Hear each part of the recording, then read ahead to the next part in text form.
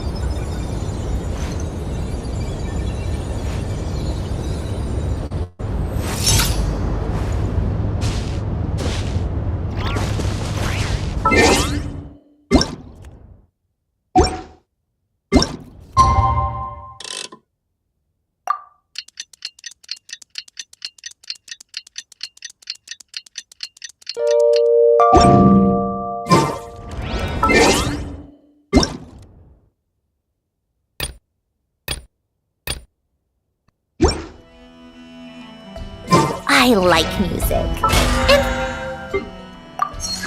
In fact, I've taught myself to play many different instruments. You don't believe me?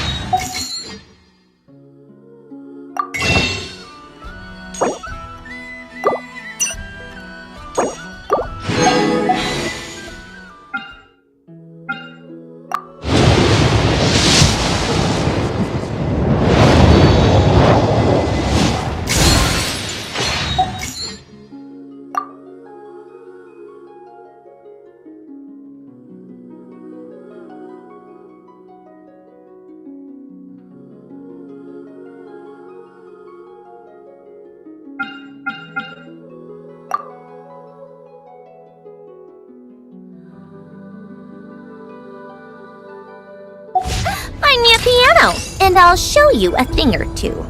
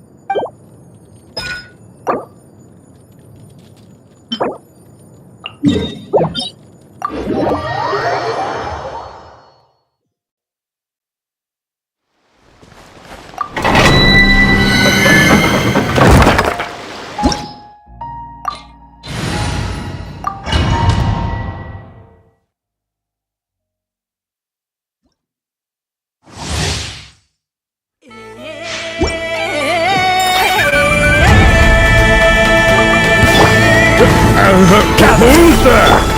Rise with the sun! Take a break.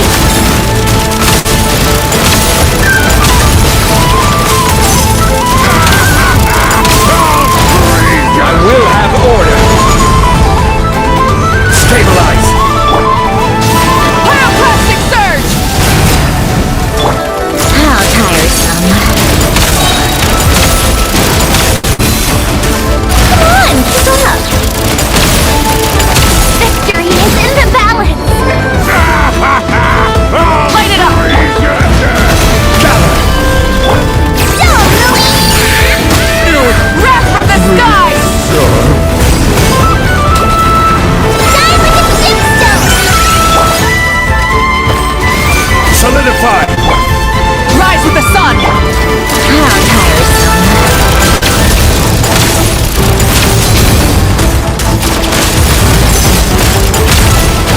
This is order. Stabilize. Light of the blazing sun! Rev the engines! Take a break. A spot of tea-time entertainment.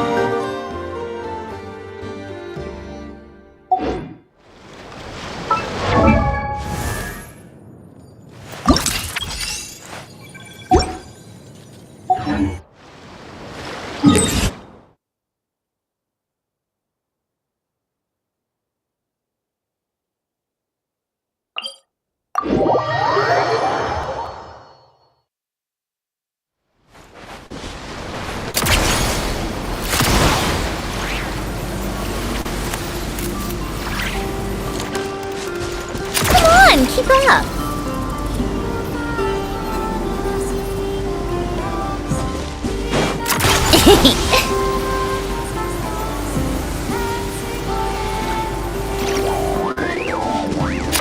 Pick up the pace.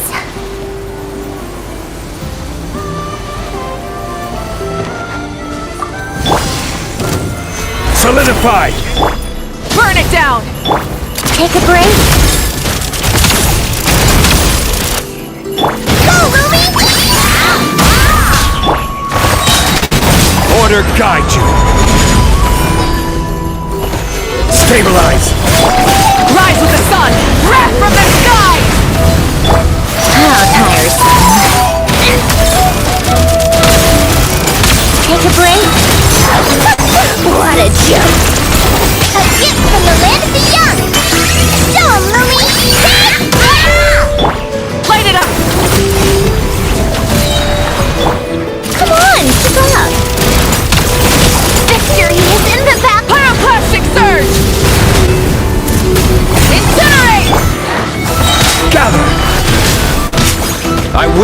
order.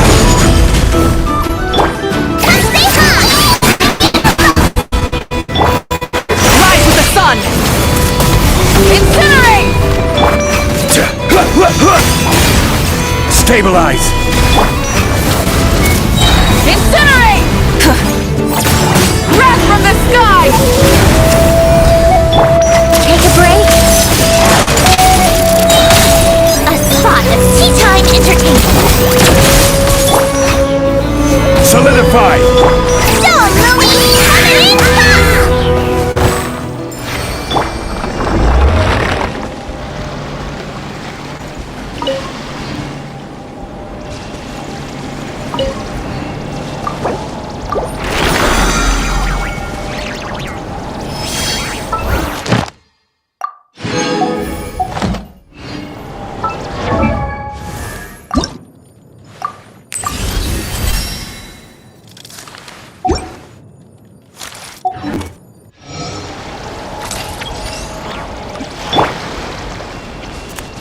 Full throttle! Come on, keep up.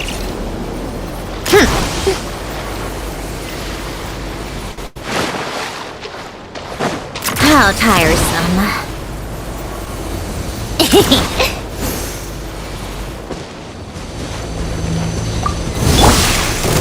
Stabilize.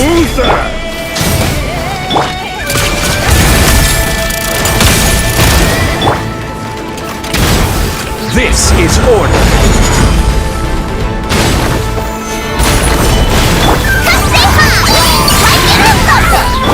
Burn it down! Incinerate! Light of the blazing sun! Come on, keep up. Let's test my hypothesis. Die like a gemstone! Go, Louie! Gather. Rev the engines! Take a break.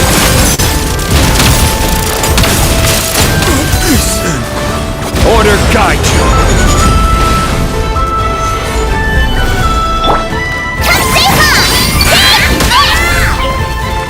Wrath from the sky! Sharp.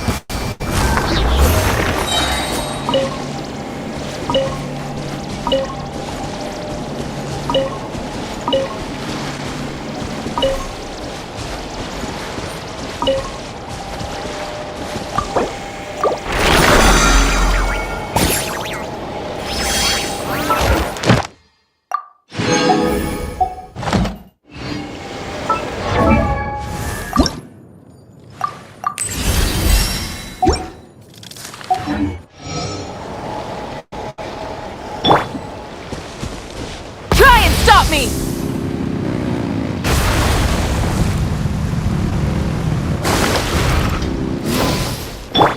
How tiresome.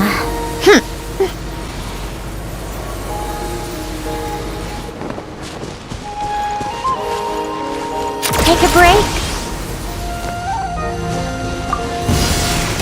That's a straggler. Solidify. Light it up! Come on, keep up. A spot of tea time entertainment. Don't, Louie!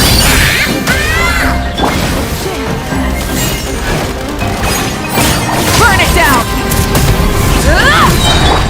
How tiresome. Pyroclastic surge! I will have order. Come stay high! Rise with the sun! Intel. Take a break. Futile. Save yourself. Let's test my hypothesis. Ha!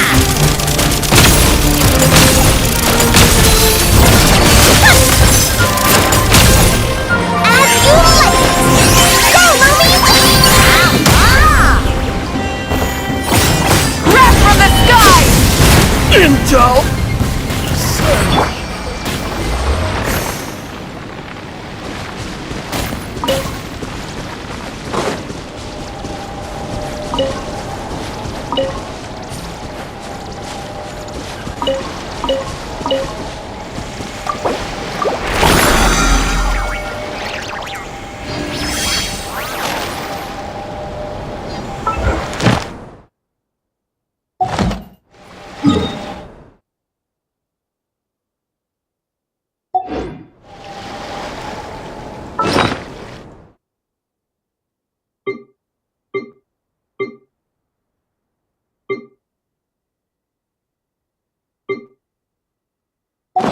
called back to the How tiresome.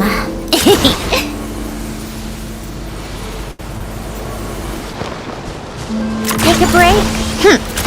Pick up the pace. What a waste of Order time! guide you. Gather. Light it up! Come on, keep up. Run while A spot of tea time entertainment.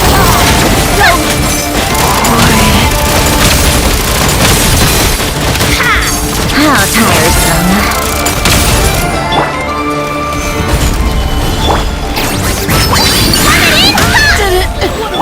Burn it down!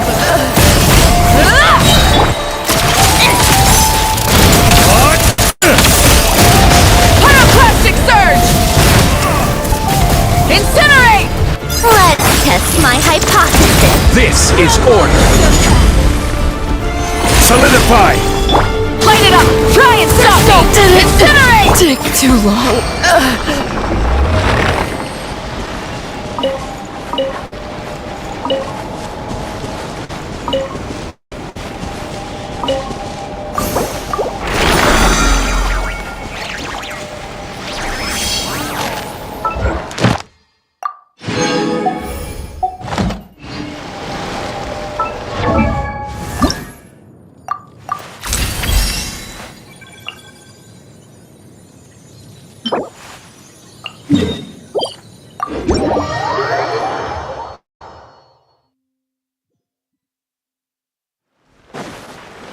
Come on, keep up.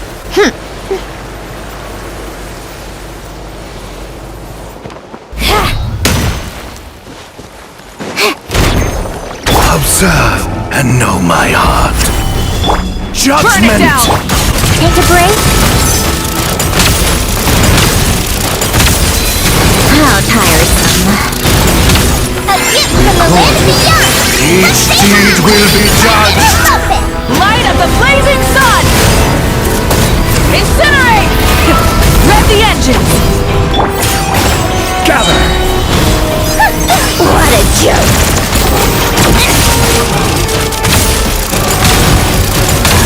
Take a break. I will have order. Solidify. Each deed will be judged. Light it up! Incinerate! How tiresome. Laws of creation born. My motion stars Pyroclastic inscribed. surge! Try and stop me! Gather. Go, Ruby! Summoning power! As you like. This is all I need flames. Pierce all that is mutable. Stabilize. Burn it down! How tiresome. Punishment. Come on, keep up. Light of the blazing sun! Incinerate! Solidify. Stay Rise with the Recorded. sun! Each deed will be judged. What a joke. Gather. Punishment. Pyroclastic surge! Rev the engines! Order guide you. Judgment. Solidify. Each deed will be judged. Test concluded.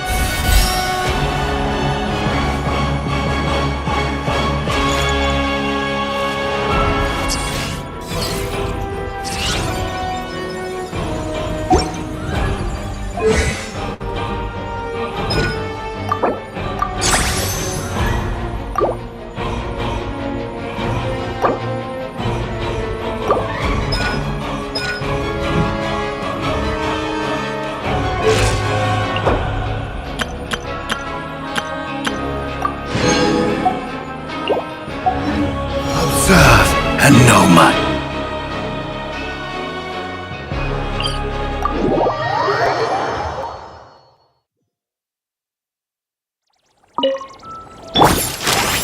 A mole out of nuts.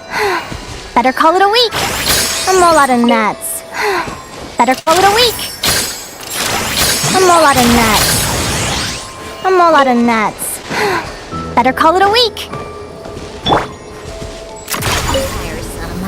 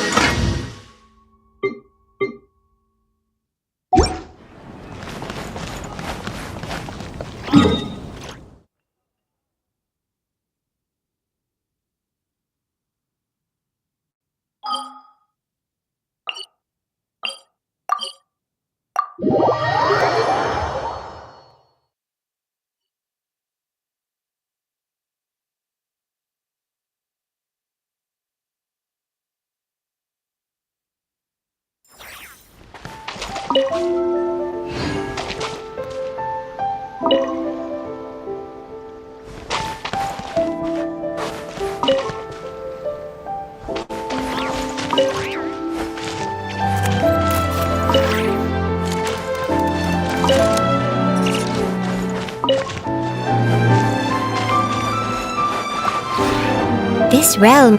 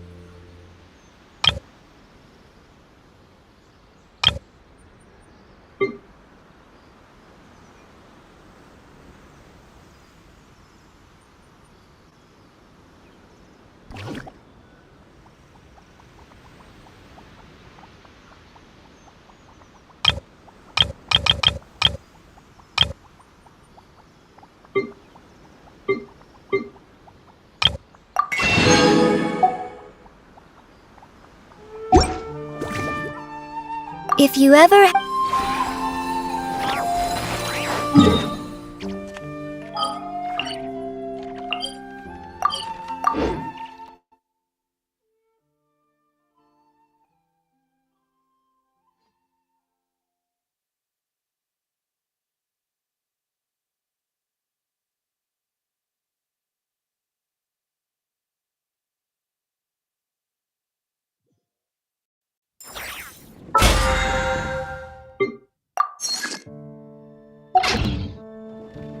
Take a break.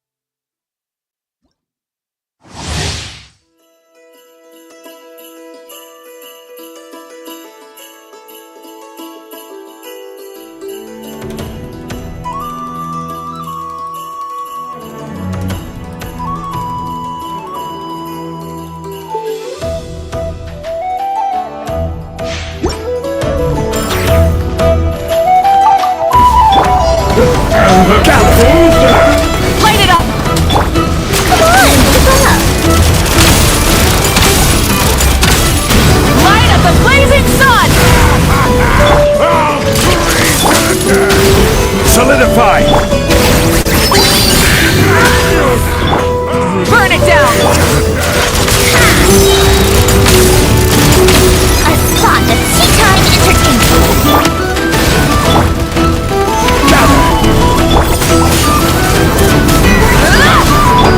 How tiresome!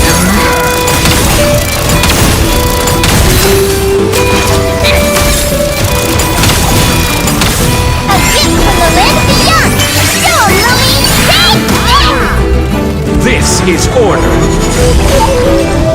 Stabilize! Rise with the sun! Pyroclastic surge!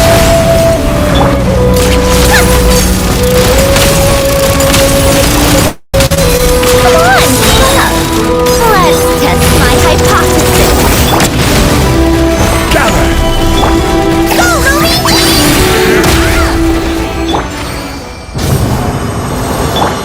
Take a break.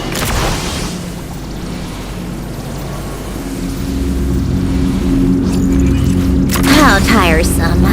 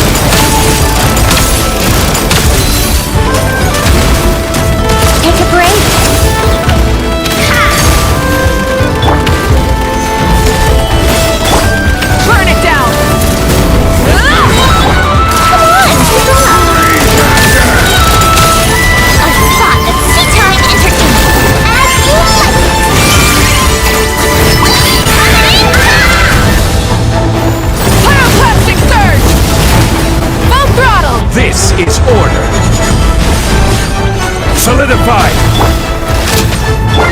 How tiresome. Take a break.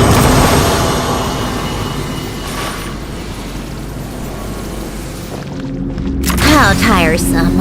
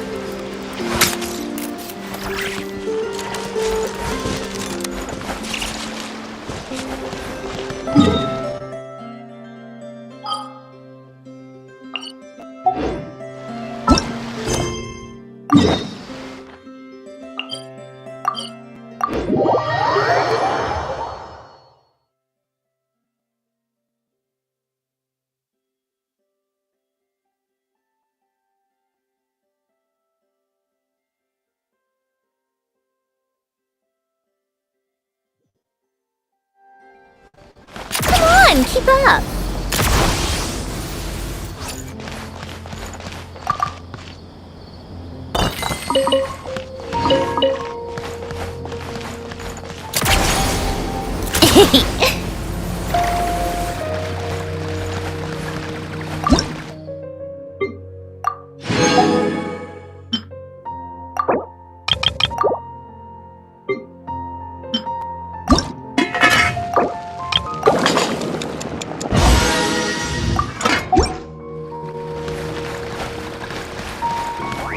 Take a break.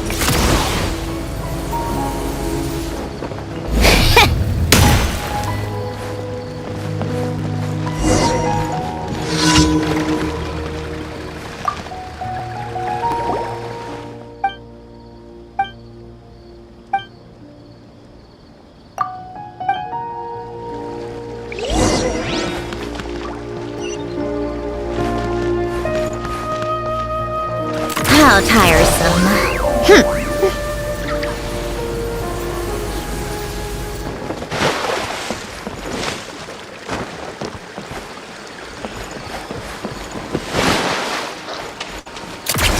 Pick up the pace.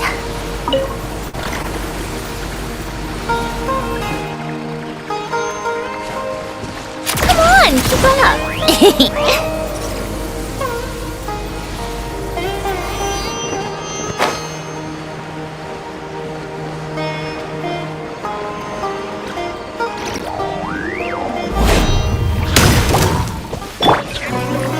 Stabilize! How tiresome.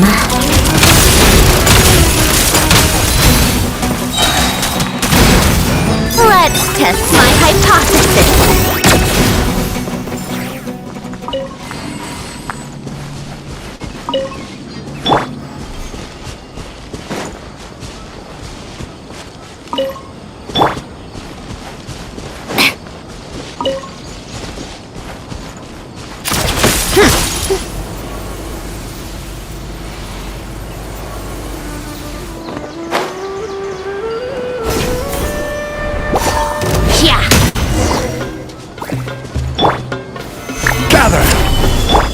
Rise with the sun!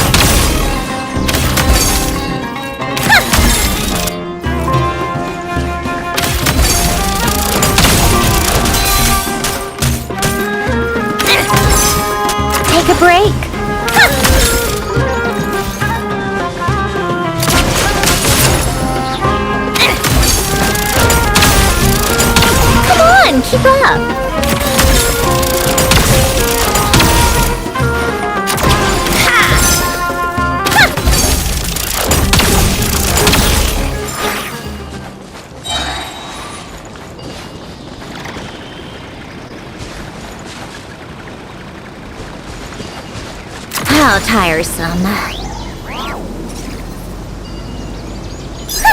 What a joke! Take a break.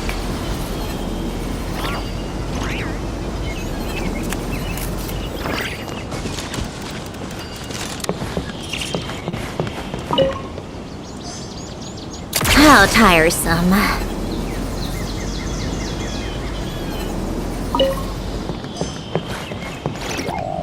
Yeah.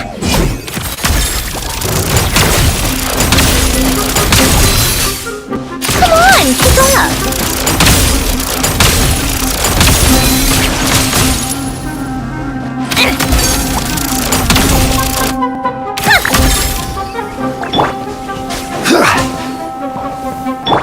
Burn it down!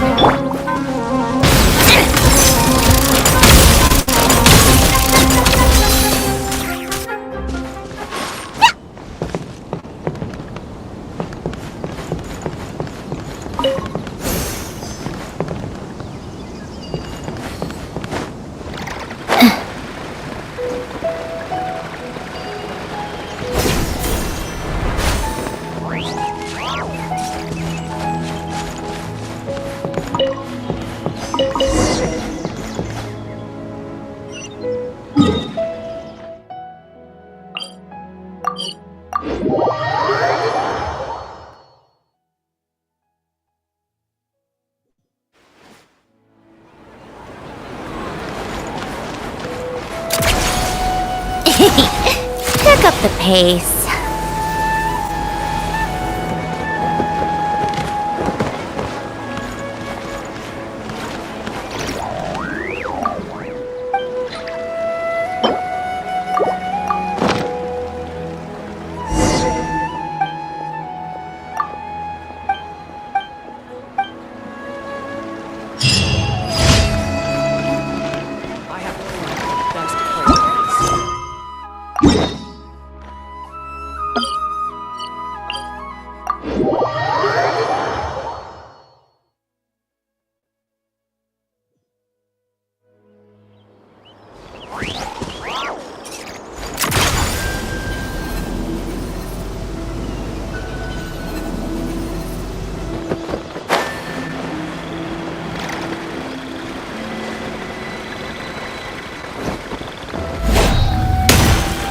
How tiresome.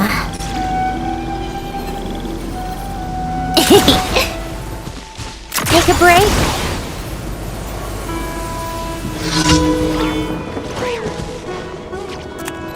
Yeah.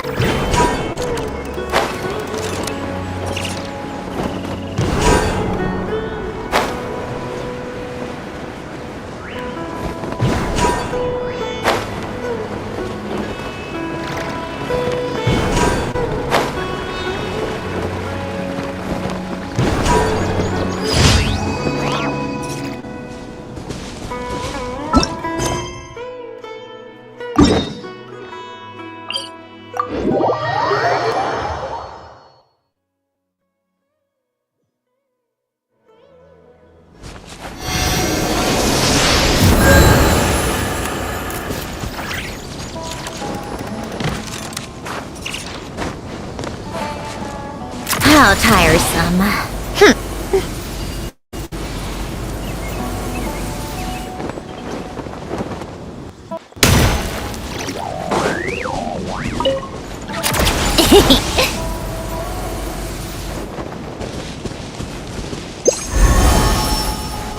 Take a break.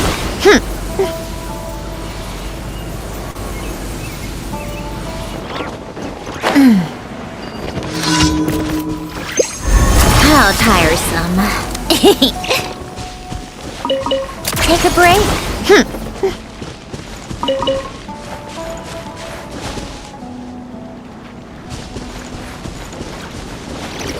How tiresome.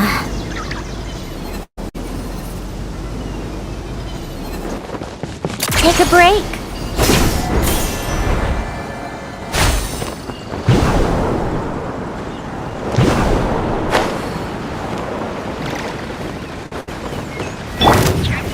Stabilize! Rise with the sun! Come on, keep up. How tiresome. Let's test my hypothesis. I will have order. Solidify.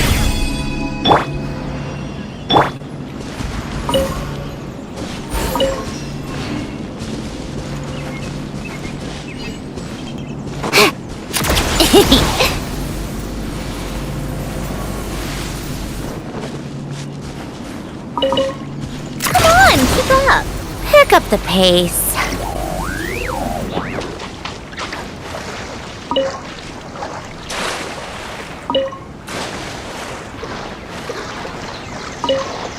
How tiresome. Come on, keep up. How tiresome. Pick up the pace.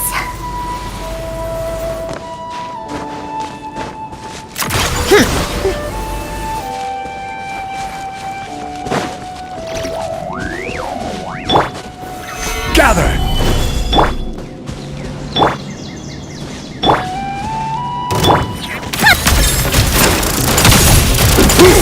Come on, keep up. Stabilize. Light it up! Light up the blazing sun! How tiresome. Take a break. Wasn't done.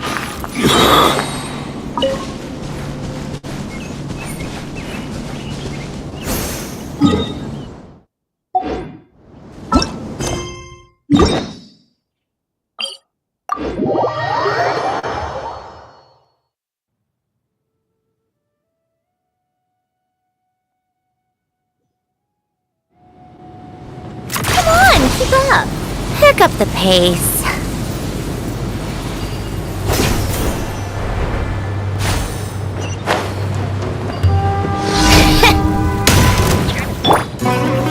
Solidify. What a joke.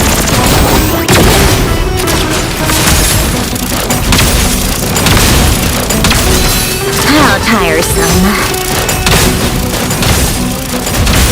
Take a break. Come on, keep up. Take a break. A spot of tea time entertainment.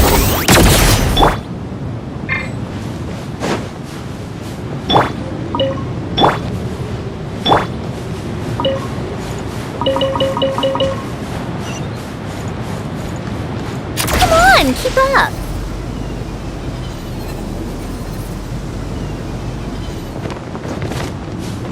How tiresome.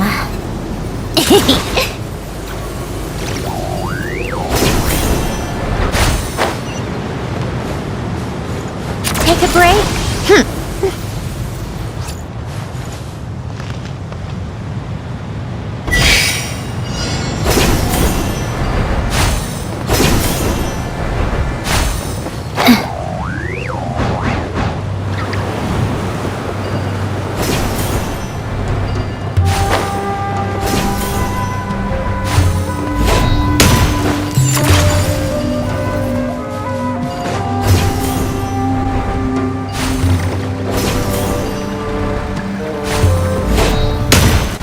How tiresome. Pick up the pace.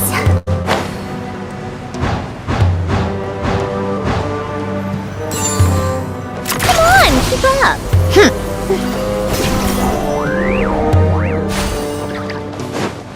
How tiresome. Yeah.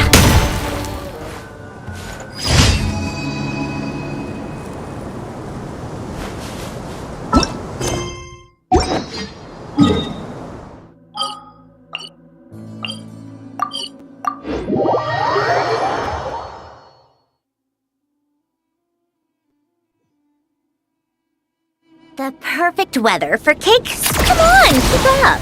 Pick up the pace.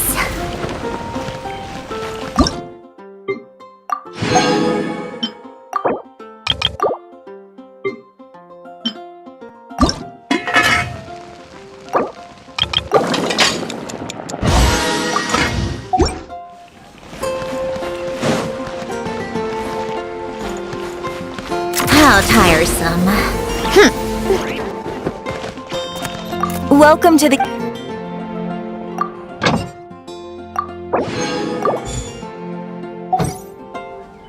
Welcome to the event. Thank you for completing today.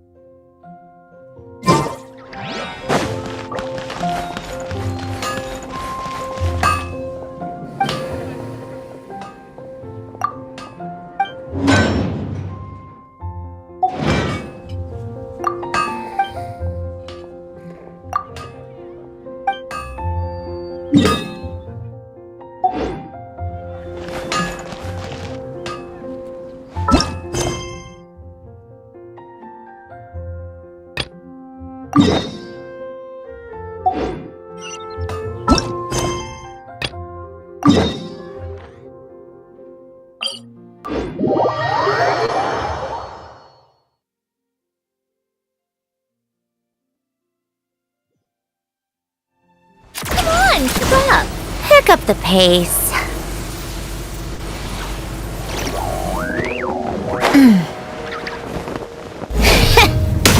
Take a break.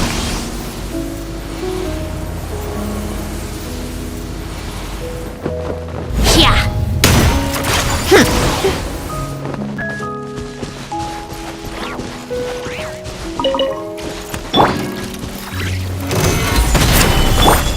Burn it down! Come on, keep up. Take a break.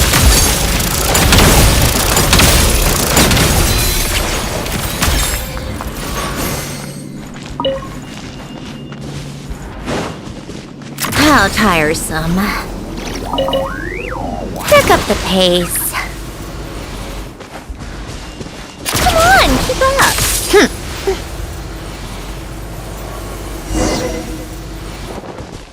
How tiresome.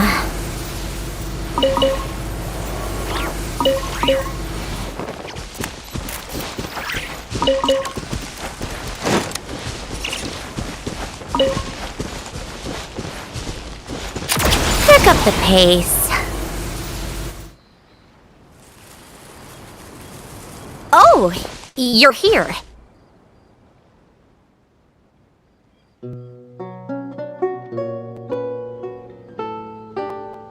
Hiya, Sandrone!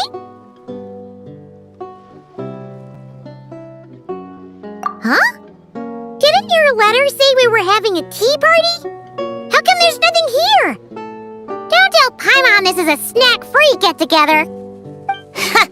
I bet you'd love that, Paimon. You really think I'd forget the food? Whoa! Did that table just appear out of thin air? Impressive, right? This is my newly developed portable tea table. It's easy to carry and store, and even equipped with a hover device, just like Faggio. What's even more impressive is... never mind. I don't want to show off and make this sound like a sales pitch. You can check it out for yourselves. Here, I've prepared some tea and snacks.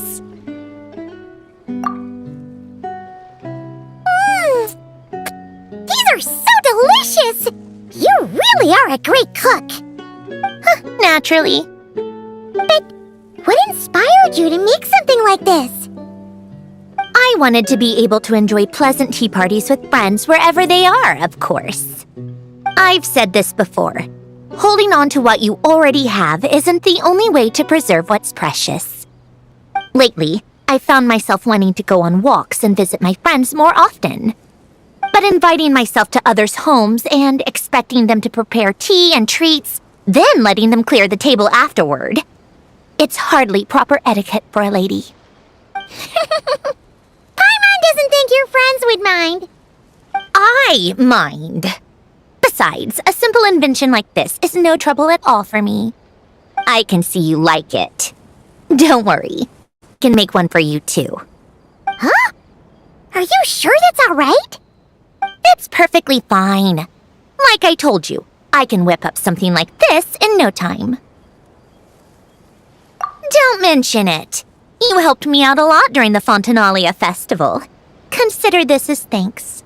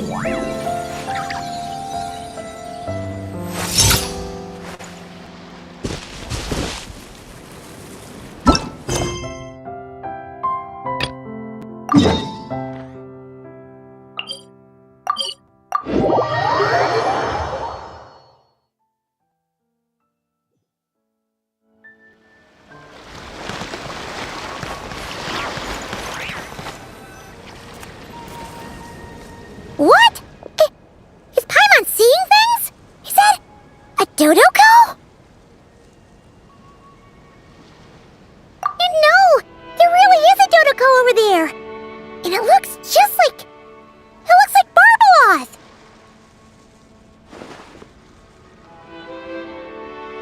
Oh my, what a coincidence this is! Traveler? Paimon? Why is there something so fishy about hearing such a powerful fortune teller use the word coincidence? Perhaps, but it's no lie. This truly is a pleasant surprise. As a descender from beyond this world, the traveler's fate is not anchored in Tevat. Hence why most fortune tellers, including myself, are unable to predict your future. Hence why most fortune tellers, including myself, are unable to predict your future. But happily, this particular coincidence couldn't have been any more fortuitous. I recently happened to glimpse a peculiar omen. And since I had some free time, I decided to perform a brief divination and follow the omen's course. Just for a spot of fun, you understand. Oh yes, and while I was following this omen, I caught a few ethereal threads of fate and glimpsed the faces of their owners. Here, take a look for yourselves.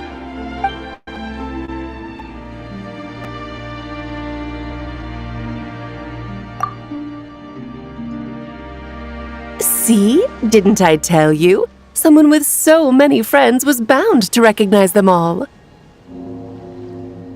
Hi, you two. It's been a while, hasn't it? I thought I'd lend a hand with Barbie's divination. Indeed, if Alice hadn't insisted, I'd have treated these names as minor variables and discarded them from the divination. But then you would have missed out on this fun little excursion, wouldn't you? Besides, as mages, we couldn't possibly disappoint the little cuties involved in the prophecy now, could we? It's the dream of every child to receive wonderful gifts, go on grand undertakings, and watch mysterious prophecies unfold. Which is all to say, we simply had to see this one through. And there's no point arguing with Alice. Anyway, if I can gather these minor variables together, I should be able to adjust my divination. So here I am, seeking them out, and if possible, offering them a little fortune-telling.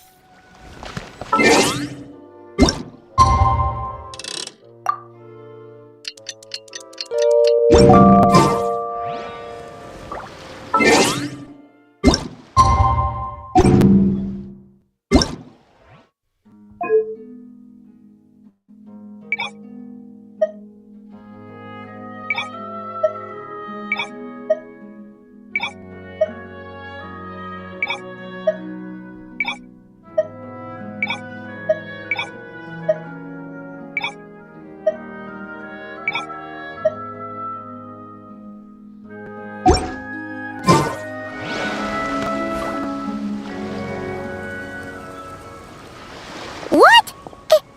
Is Paimon seeing things? Is that a Dodoko? No, there really is a Dodoko over there. And it looks just like... It looks like Barbaloth. Oh my, what a coincidence this is. Traveler? Paimon?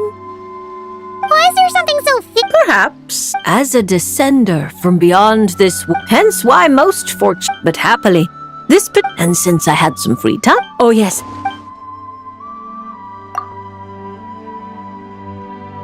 See? Didn't I tell you? Someone with so many friends was bound to recognize them all. Hi, you two.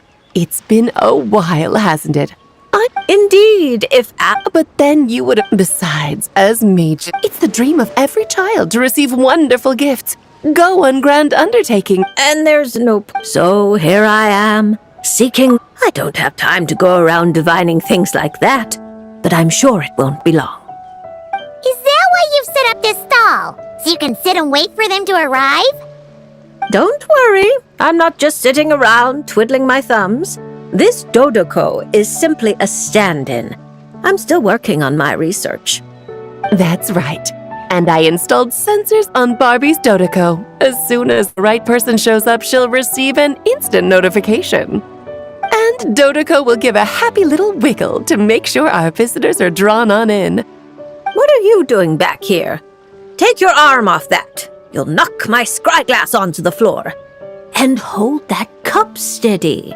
I don't want you spilling hot chocolate on my manuscripts. All right, keep your hat on. Just 1 second. There you go, Barbie. This one's yours. I hardly put any sugar in it, I promise. When you say hardly any sugar, I can't help but feel like we're not speaking the same language. Back to business. After we followed up on Barbie's divination, I was hoping to gather everyone involved, that is, and throw a huge party. I've even decided how we can send out the invitations. Don't worry, I've already picked out the most beautiful birds available. Picture it. In the dead of night, a huge, pure white bird flies through your window with a mysterious letter in its beak. Then you open it, and a whole new world appears before your eyes. Unfortunately, as I told Alice, doing that would only serve to disrupt the path of fate. Besides, dealing with such small prophecies is a real pain, so it's off the cards. Fate is such a spoilsport. Nevertheless, we can still have a party. When the time is right, I'll invite everyone myself.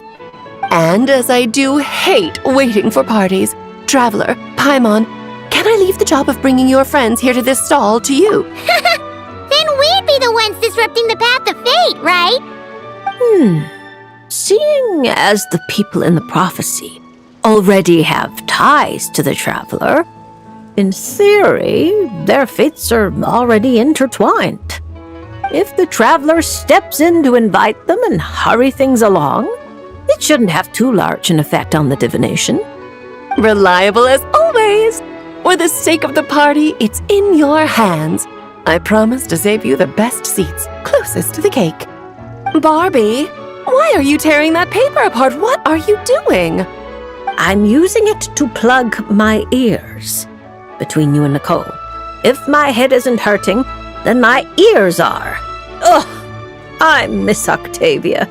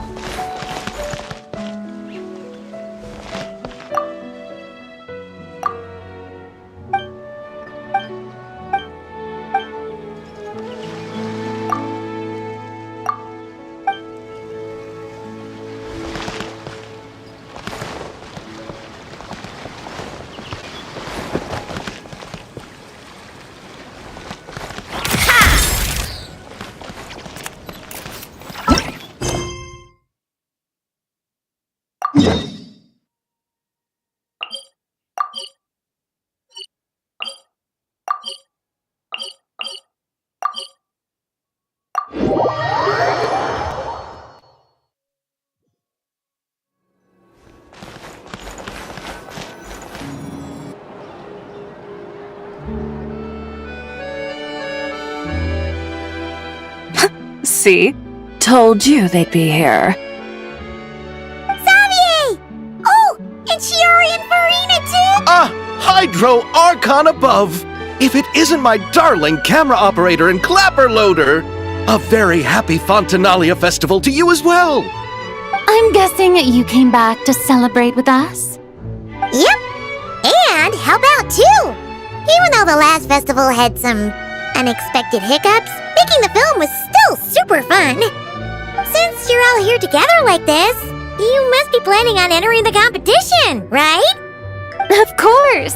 A celebration of the entertainment industry. No one who's anyone would choose to sit this one out. It only happens once a year, after all.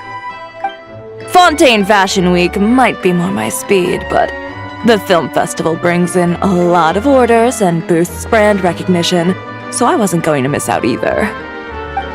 A few new awards have been added this year, too. Best Director, Best Costume Design, and Best Camera Operation. Ooh, sounds like we've got work to do. Come on, tell us! What's Musketeer Pictures film gonna be about? Oh, about that. What's wrong, Xavier? What's with that look? Oh, man, you weren't scammed by some shady investor again, were you? No, even I'm not naive enough to fall for something like that again. Besides, thanks to the fine people here, Musketeer Pictures has more than enough funds to shoot without investors. And yet problems persist. Huh? What do you mean? Well, we were planning to replicate our past success and shoot a film based on a popular novel. But as we were holding auditions for the female lead earlier today, a striking young mademoiselle wandered in by accident. Her disposition was simply ethereal, the look in her eyes somewhat melancholic. Oh, I wish you could have been there. The awe I felt can scarcely be put to word. You had to be there, friend. No matter where she stood, it was as if her surroundings, even the air itself, turned into the perfect shot. Guess you found your lead actress, then? No, quite the opposite. My script is entirely unworthy of her. I fear it is. Nevertheless, I couldn't help but approach the mademoiselle to ask about her background and what brought her to Fontaine. What did she say? Sadly, she said her best friend was gone. After returning to her own homeland not too long ago, she decided to visit where her friend was from to remember them better. Oh, no wonder she looked sad. Yes, but that's when it struck me. Why not cast her as the lead in a film centered around her search for this old friend? Huh? You're gonna rewrite the whole script? But is there even enough time? Isn't the prep work super complicated? We might not finish. Think about the difficulties we faced with the two Musketeers. We had to start from scratch back then, too. I'd say we're ahead of the game this time. Guess so, but... Don't worry, Paimon. Shiori and I have evaluated the proposal, and we support Xavier's decision. I won't really need to start on the costumes until the cast is finalized, so it's not too much extra work for me. Oh, fair mademoiselles. How can I ever thank you? Finishing the script would be a start. You know, compared to a commercial popcorn flick, I do prefer the idea of shooting a more artistic film. One that leaves a profound and lingering impact in the hearts of the audience. I agree. True trendsetters are the people who dare to go against the grain. Wow! Leave it to director vision! Honestly, though, the artistic passion of everyone at Musketeer Pictures is inspiring. Anyway, now that we've heard so much about this lead actress, Paimon's gotta know who it is!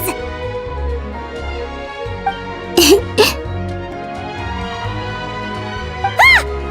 Columbina! What are you doing here? Hello. I was just walking past when I heard you talking about me, so I came over. Huh? You know Miss Columbina? Of course! Wait a second. Does this mean Columbina is the actress who inspired the whole rewrite?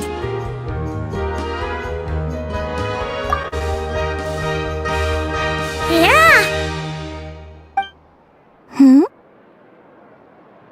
Wait, so did you make the trip by yourself, Columbina? Yes. I mentioned how I wanted to visit other nations once things settled down in Nodcry, remember? So I went to the curatorium to ask Never for advice. She told me about the film festival in Fontaine and said it might be fun to visit. I spoke to Lauma before I left too, and she thought it was a great idea to get out for a bit. It's just, I received quite different travel advice from the two of them. Oh? How so? Well, Lauma told me to go out and experience new things and make new friends. What a wonderful suggestion! That's how a trip should be. What about Nefer? She said, don't trust anyone and don't talk to strangers. Yep, that sounds like her. I can understand that too. It shows this Nefer cares about you a great deal, Miss Columbina. Yes, so I plan on combining their advice. All I need to do is turn strangers into friends, and then I can talk to them. Huh. That kinda makes sense, but also not. Hey, Chiori. Oh, look who's back. Happy Fontanalia Festival, you two. Oh, looks like we have a superstar in our midst. How about an autograph, Big Shot? Haha, very funny.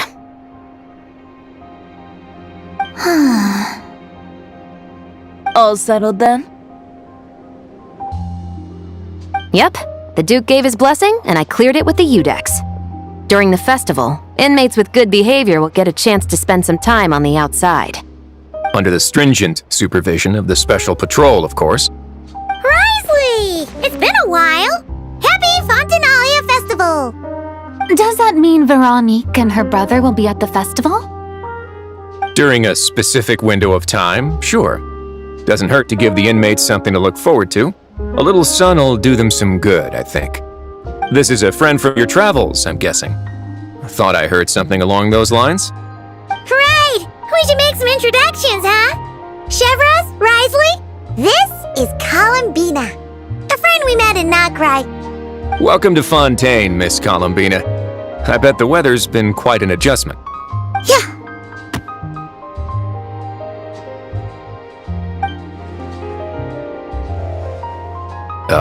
And not the good kind, I take it. No, I quite like it. It's a lot warmer than Nodcry. Then what was the punch for?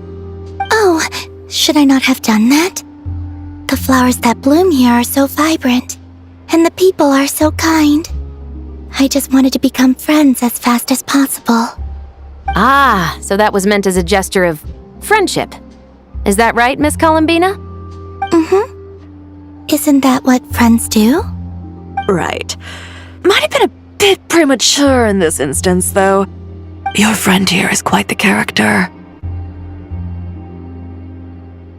Good thing we said something. You weren't seriously gonna go around punching every single person in Fontaine, were you? No, just the ones I wanted to be friends with. That's not... What Paimon's trying to say is, maybe keep the punches to a minimum until after you're friends with someone. If you say so. You're quite the character, Miss Columbina. So, are we friends? Of course. Any friend of the Traveler is a friend of mine. Yeah. Oof.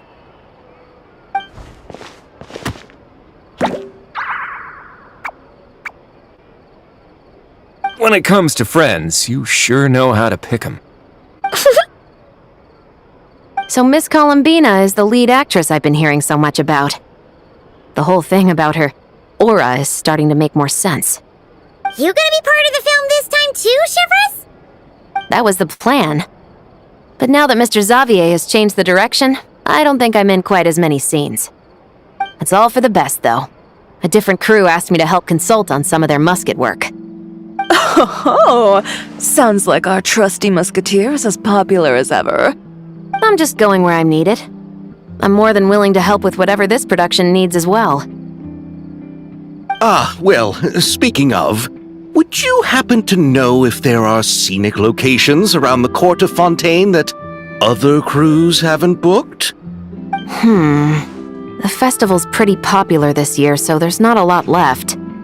You might just have to talk it over with the other productions and see if they'll let you squeeze in here and there. I see. Having trouble finding a filming location? Yes, we made a last-minute decision to go down a different route, so the indoor locations we reserved are no longer a good fit. And it looks like all of the best outdoor spots have been taken. You know, I might know a place. Good views, good atmosphere, and no production team has snatched it up. That sounds perfect! Where is it? You want me to reveal it just like that? Come on, let it be a surprise. As much as that sounds riveting, I think we should divide and conquer. You go do that, and Director Farina and I will take Miss Columbina around the city to discuss lighting and styling. Is that all right with you, Miss Columbina? Traveler?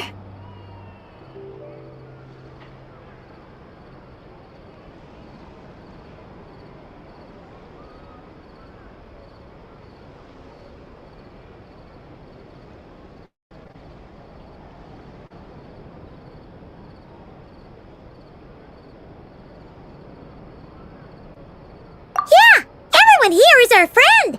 So don't worry about a thing and just focus on enjoying your trip. Okay. All right, then the Traveler and I will go check out this potential filming location. It might even give me some inspiration for the new script. I'll leave this to the Duke then. Until later, everyone. Maybe we'll run into each other on set. Okay then. Lead the way, Risley! Paimon's not built for suspense. Let's get this show on the road!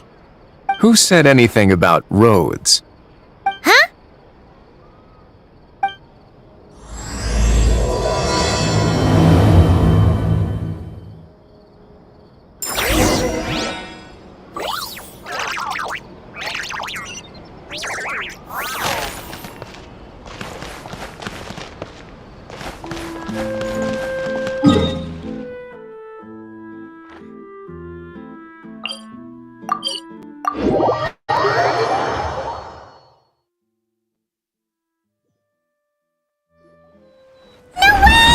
You brought the wing-o-let up to the surface?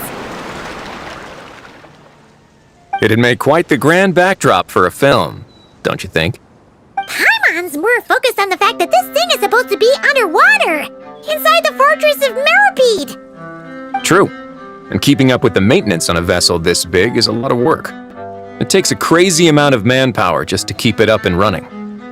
Oh, Paimon kind of thought it just sat there until you needed it. I wish it were that simple. The truth is the maintenance costs on this thing are substantial, so we decided to rent it out during the festival to earn some extra mora. Besides, the inmates are the ones who keep it in good shape. Seeing the fruits of their labor put to use is a good form of social rehabilitation for them. Huh, you've really thought this through.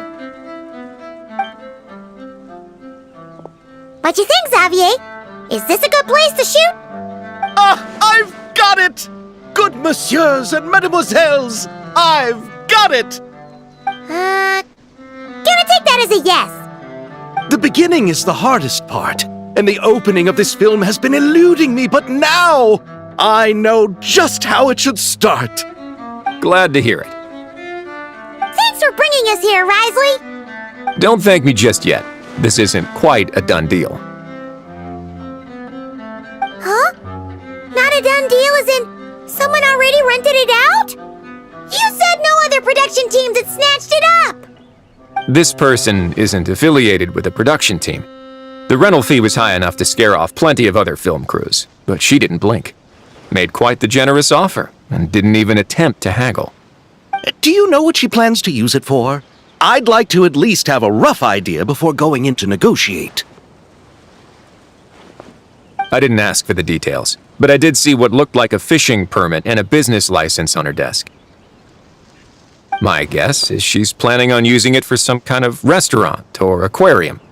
A floating restaurant is sure to attract people, but an aquarium sounds cool too.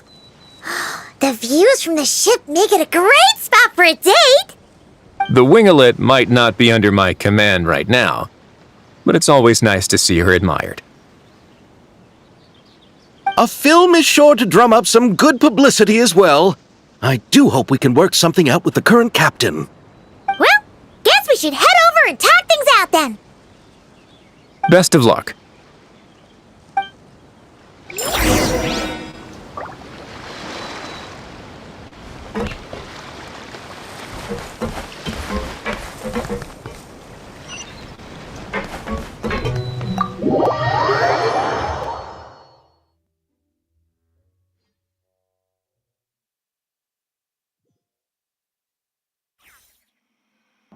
Wow! The winglet seems even bigger up close. The rooms are so spacious. Wonder who rented it out. Hello? Anyone there? Perhaps the captain had business to attend to elsewhere. But why rent such a massive boat just to have it sit here, without even leaving so much as a note? Let's try again. Anyone there? Hello? Seriously? Right now? What is it gonna take to get some decent sleep around here? Is a nap too much to ask for? Sorry, the aquarium's closed for the... Huh?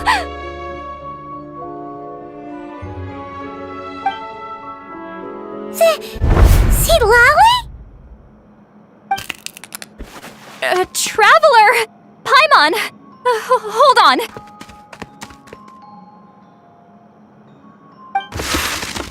Oh, this is just great!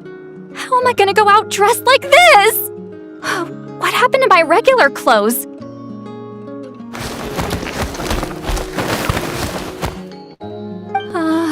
The wash! I put them in the wash after I drank too much and fell into the fountain. Oh, this can't be happening! Am I seriously gonna go out like this? Think we might have caught her at a bad time. See Lolly? I don't want to hear it. Hear what?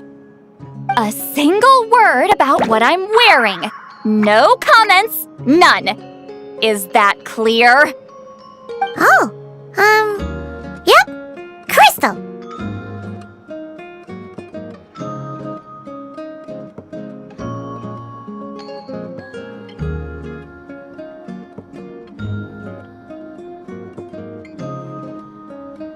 Huh? You think so? No, wait, I told you not to say anything! What was... Oh, his thoughts. I heard his thoughts. How could I forget about that? Oh, this is so embarrassing. I seemed a little too pleased to get that compliment, didn't I? Wait, the mind reading went both ways. Does that mean the traveler's hearing all this too? You clearly did! Huh? What did we do? Paimon's not following. Nothing. It's nothing. Let's just move on. Did you need something? You're not here alone, I see. Hello, I'm Xavier, a film director and producer from Fontaine. I meant to introduce myself sooner, I just didn't want to, interrupt. No wonder we ran into each other in Fontaine of all places. You must also be in town for the festival then. That's right! We're helping Xavier with his film. In fact, we were hoping to shoot some scenes on this boat. You're the one who rented it out, right, Seed Lolly? Me? Rent a boat? I wish I had that kind of spare cash floating around. Not to mention the spare time. Don't get the wrong idea, though. I'm not here to sail off into the sunset and live out some cushy retirement life, okay? I'm not that old. Then why you dress like... how did you end up staying aboard the Winglet? Well, I heard one of my favorite light novels was getting turned into a film, so I came to Fontaine to catch the premiere. Originally, I booked a room near the Opera Epicles, but I'm quite particular about where I sleep these days. I think it's an age thing. And that bed? I just couldn't sleep in it. I tried to find a different hotel, but with the festival, everything was completely booked. Just as I was worried I'd have to sleep under a bridge or something, I happened to spot a help wanted sign on the side of the road. Oh, so you're here to take care of the boat? No, I was hired to man the front desk. The pay is a bit low, but food and drinks are covered. And it includes room and board during the festival. Plus, the job is simple. So I thought I'd give it a shot. Wow! They actually thought you'd be a good fit, huh? What? You don't think I'm cut out for it? All I have to do is tell people the aquarium isn't open yet. Other than that, I'm free to do whatever I want. It's a pretty sweet gig. That's all? Yeah, I was also kinda shocked. But it's not a lie. Head downstairs and see for yourselves. There's nothing but empty tanks. Not a marine animal in sight. Did your boss mention anything about being open to film crews using this space? Our production was hoping to film on the deck for a few scenes. No. That never came up. You could just ask her. Oh, she's around? What kind of person is she? We should know what we're heading into. She's nice enough, I suppose. Pretty reasonable, too. Even offered for me to move to a bigger cabin if I was too cramped. Back at the Masters of the Nightwind, I'm used to being the one giving orders. But working under her doesn't feel like being bossed around. She seems to respect what I think. Wow, she sounds like a great boss. She did tell me she'd rather not be disturbed, though. She's been working on an important project, so I'd keep it brief. Got it.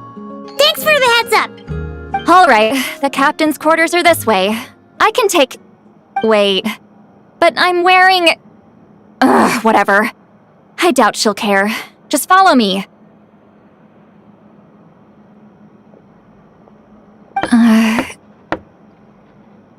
Miss Guillotin?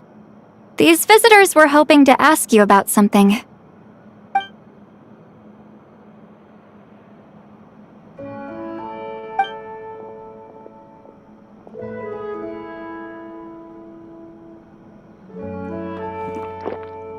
I thought I said to limit the interruptions. Just tell them the aquarium is still...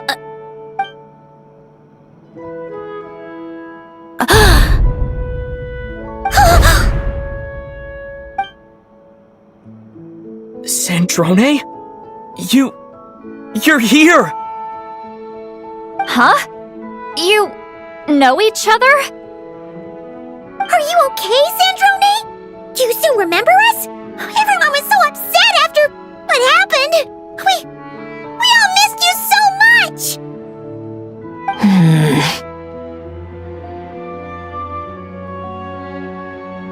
Miss Seat Lolly, why don't you escort this gentleman to the reception area for a cup of tea? I have something to discuss with these two in private.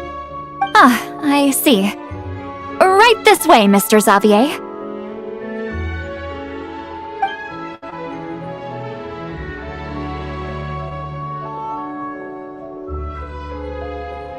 Sandrone? I really can't go anywhere without running into you two, can I? Are you okay? During the battle, your core... It was... Destroyed by that bastard Dottore. That's right. But as you can see, I'm fine now. No major issues. Or at least, there shouldn't be. Oh, what a relief! Oh, why didn't you tell us sooner? Or come back to see your friends? Now that I have the chance, I just want to say... Thank you for saving me. Huh? Don't get the wrong idea. I only saved you so we could complete that formula and defeat Dottore once and for all. Even if he did crawl back from the grave to make us all miserable again. That doesn't matter. You're still a hero. All right. But it wasn't just me. All I did was lend my brilliant mind to the cause and take care of one part of the plan. Although, I'm not denying it would have fallen apart without me. You got that right. You're amazing. But how did you go from From a lifeless pile of scrap to looking like this? Well, my mom was trying to put it a bit more gently, but yeah. Where do I even start?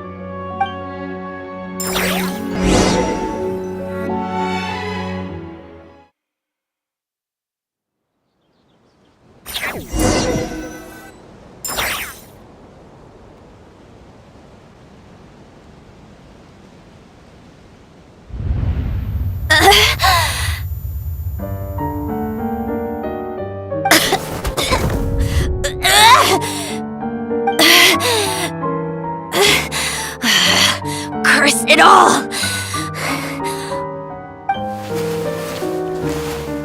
Where am I? Did we do it? How much time has passed? I'm not in one of that lunatic's experimental labs, am I? Wait, Fontanian Decor. Books from the Research Institute. Phew. One thing at a time. Initiate self-diagnostics. Assess the extent of the damage. Cut power to compromised, non-essential components. Then reconstruct available action modules. Severe damage to the core. Dottore, you bastard. Polonia?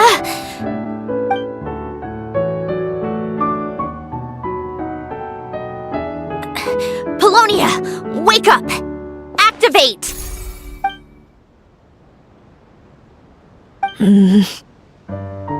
You're in even worse shape than me. Internal gears and energy circuits are barely intact. Extreme damage to the core, just like me. Rebooting is off the table. Even if I could repair the damage, I don't know if... You used up all your critical energy in those final moments, didn't you? To protect the core of that guy in the hat, and the numerological array. Wait, the array. Yes! The prototype is still here. But can I even run it in this state? Whatever. I have to try. I just need to confirm.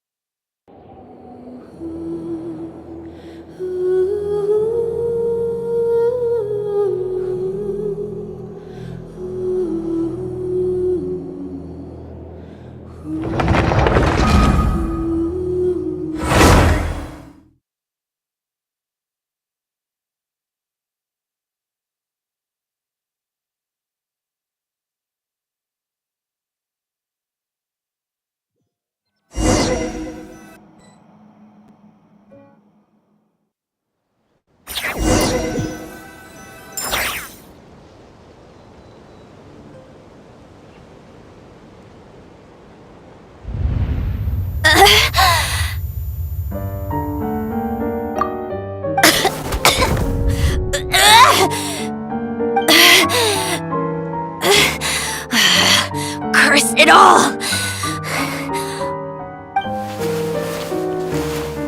Where am I? Did we do it? How much time has passed? I'm not in one of that lunatic's experimental labs, am I? Wait, Fontanian Decor. Books from the Research Institute. Phew. One thing at a time. Initiate self-diagnostics. Assess the extent of the damage. Cut power to compromised, non-essential components. Then reconstruct available action modules. Severe damage to the core. Dottore, you bastard. Polonia?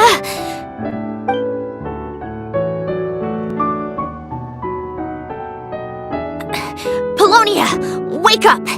Activate!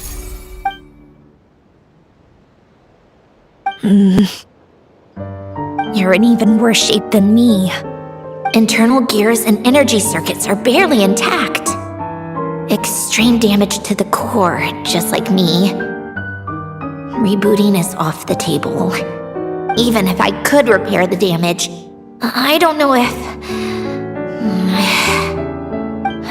You used up all your critical energy in those final moments, didn't you? To protect the core of that guy in the hat and the numerological array. Wait, the array. Yes! The prototype is still here. But can I even run it in this state? Whatever. I have to try. I just need to confirm one thing. Activate the numerological array. Connect the computing core to my body. Just like I thought. It needs too much computing power.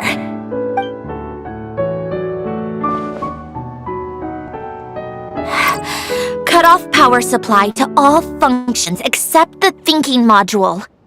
Please. I just need to ask one question.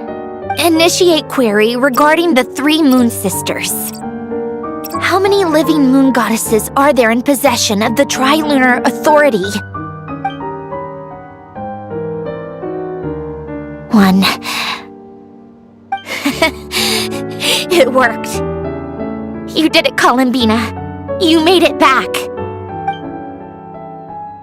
But how did I survive? The self-diagnostics showed damage severe enough to shut me down for good. What triggered the reboot? A built-in message? Only visible after a core reboot. The final gift. Alen! Were you the one who gave me the second chance? But why now? What activated it? What is that? A vision? Wait, no. It's a stellar linchpin?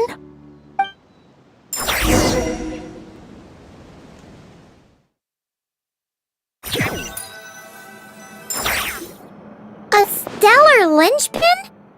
What's that? You can think of it as a rare kind of vision.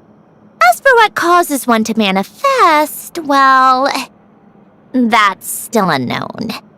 But in Snezhnaya, or in a Fatui's research at least, it's believed to have some connection to the third descender.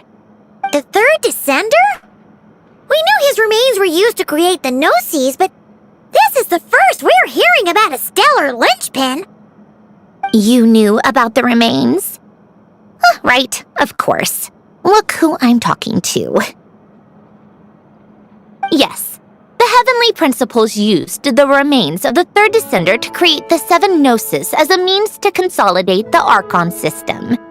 Visions result from that same system, so extrapolating from there, it's clear that the manifestation of a vision is also, to some extent, for those that wield them, visions serve as a means to channel elemental power. The same is true of stellar linchpins. The difference is that, when wielding elemental energy, stellar linchpin users often exhibit a unique kind of power that seems to come from beyond to that. It's believed that, when a stellar linchpin manifests, impurities from the remains of the third descender get fixed in place. Hence, the name. That's also believed to be the source of the strange power I just mentioned. We've heard that visions can appear when someone has a really strong wish or desire. Stellar linchpins sound kind of similar, so does that mean... Huh? Oh, don't look at me like that. I've never had any grand wishes or aspirations. Just a list of things that drive me up the wall. So if you're asking why this thing appeared, I have no clue. All I know is that without it, the gift Alen left me, this built-in second chance, never would have triggered. The damage to my core was too severe. But thanks to the stellar linchpin's manifestation, it did trigger. And after my core rebooted, I was able to repair the damage to my body. I also managed to import the numerological array, along with some of Polonia's surviving algorithms into this form. Wait, does that mean Polonia is... Yes. Unfortunately, Polonia is... beyond repair. Oh, we're so sorry to hear that. But you also mentioned something about a final gift? Yes. Alain often spoke to me about wishes and desires when he was alive. I suppose he thought there might come a day when I wished for something and was willing to sacrifice my own life to fulfill it. So he left me a chance to start over. No, never. Alain once said I was his proudest masterpiece. That might sound boastful coming from me, but it's also an undeniable fact. After Alain died, I started studying how Polonia and I worked. Polonia is essentially a computational machine, so it wasn't difficult to figure out the mechanical principles there. But when it came to my own structure, that's when Alain, the Lord Artificer's true greatness, struck me once again. I attempted to imitate it when I created Catherine, but in the end, she turned out to be nothing more than a superficial replica. What? His creation skill, Catherine, is super impressive. We were shocked when we first found out she was a puppet. No, she's nothing compared to what Alain was able to create. Some of the mechanical principles of my own core are still a complete mystery to me. Keeping that gift hidden wasn't even a challenge for him. Just a shame I had to waste it on fighting Dottore. I just couldn't stand the thought of him coming out on top. If you put it that way, the world owes me a whole lot then, doesn't it? Wait, but all this still doesn't explain what you're doing here. Risley said you rented the ship and even had some kind of fishing permit? That's because I'm going to go back to the place Alain and I lived when he was alive. My former home, I suppose you could say. The second chance wasn't the only part of the gift. According to the message, Alain left me a few other things that are stored in the house we shared together. I'm hoping that whatever he left me can help fix certain anomalies in my rebooted core. And help me understand why I received a stellar linchpin in the first place. Okay, so go back then. What does that have to do with fishing? And to think I'm talking to the saviors of Fontaine. Did you forget that the water levels have been rising for centuries? I can't just go back to the place I used to live because now it's underwater. Oh, right. With the rising water levels and changes in terrain, it's not just a matter of finding where it is, but also clearing away any sediment or debris. But Fontaine law prohibits unauthorized individuals and organizations from excavating underwater ruins. A Melazine caught me the minute I even made an attempt. Why not apply for authorization then? And face the endless slog of Fontainian bureaucracy. No thanks. Besides, I'm a Fatui harbinger. The diplomatic implications alone would be enough to give the gestionnaires at the Palais Mermonia a headache. A fishing permit, on the other hand, isn't difficult to obtain at all. Minimal paperwork required, and under the name Guillotin, the application was a cinch. So you're exploiting a legal loophole? Am I? That underwater home belongs to me. If I happen to chance upon it while doing some fishing, what's the issue with that? Of course, I do have to catch some fish to put in the aquarium, just in case the gestionnaires come to check up on things. That's also the reason I hired someone to man the front desk. Huh? But isn't that kind of a waste? He went to all the trouble of getting a business license and rented out this giant ship, just for show? If you want to run an aquarium that bad, be my guest. Use the facilities however you want. I'm certainly not going to stop you. All I want is to go back home and see what other gifts Alen wanted me to inherit. Hold on. Enough about me. What are you two even doing here?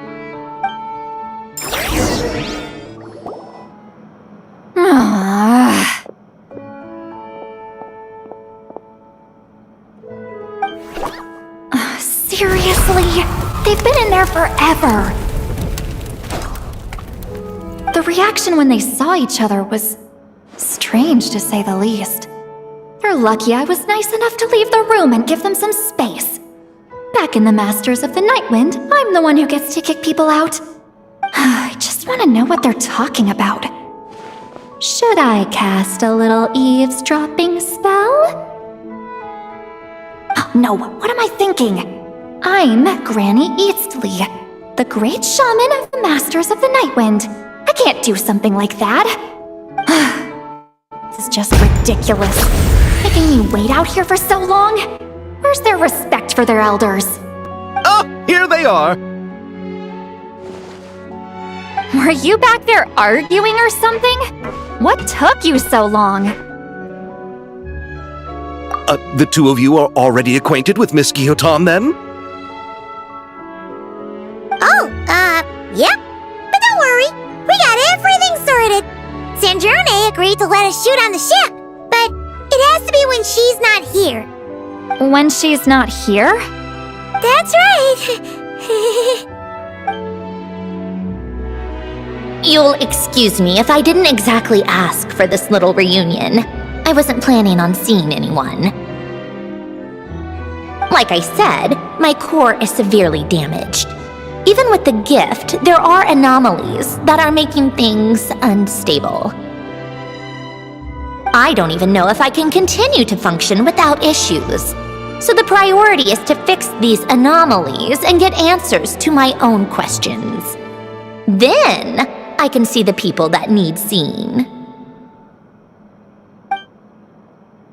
Anyway, just let Sandrone know when you plan to film Xavier, and she'll, steer clear. I do hope I'm not causing Miss Guillotin too much trouble. No! She just wants to keep a low profile for her own, complicated reasons. She doesn't want anyone else to know she's here. Understood. I'll be sure to keep that in mind. Oh, and see Lale? Huh?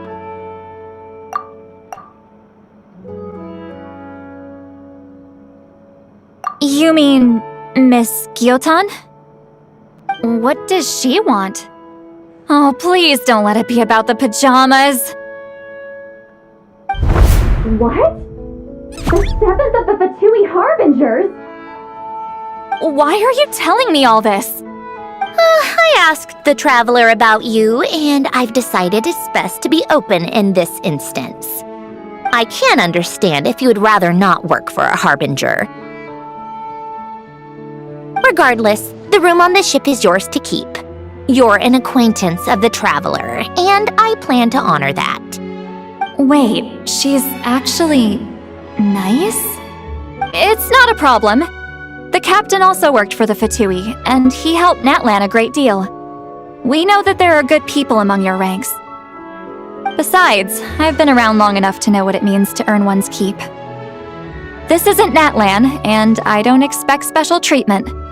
Besides, sitting at a desk isn't exactly back-breaking work. I appreciate that perspective, great shaman. Seat Lolly. Just call me Seat Lolly. That title makes me sound so... old. Well, Seat Lolly, the Traveler and I are looking for something, so we'll be heading underwater together soon. I'll leave the ship in your care while we're gone. Together? How often? Not too often. We're heading out in a bit, but I'll be available if you need something. You couldn't, go alone? I wanted to, but he was concerned about my physical well-being. So he offered to come with. Guess my mental well-being means nothing then. Huh?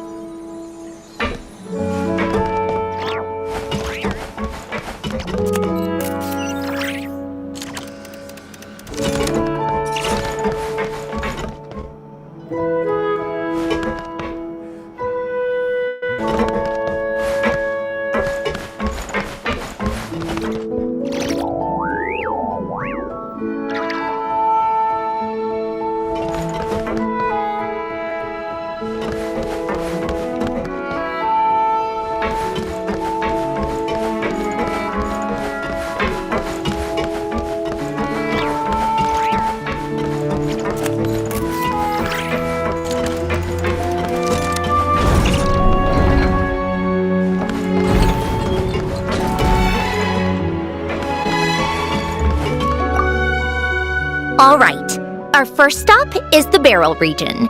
After Alain left the Fontaine Research Institute, he lived in secluded. Fine, I'll wait here. We can head out once you're done.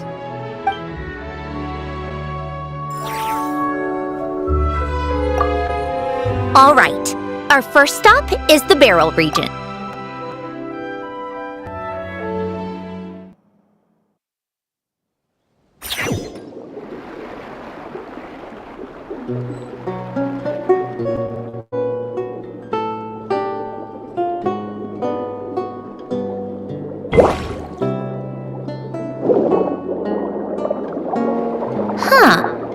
This place has changed a lot. Guess I really have been gone for a long time. Let's look around and see what we can learn. Oh, and don't forget to catch a few to take back. We need to keep up appearances, remember?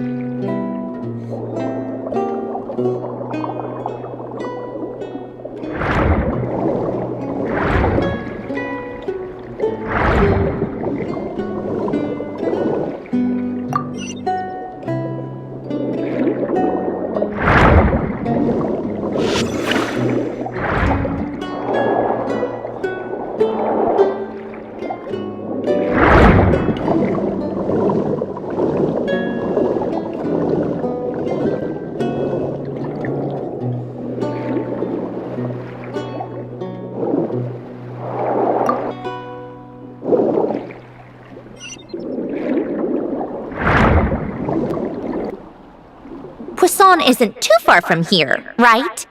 It's all a bit nostalgic, I guess.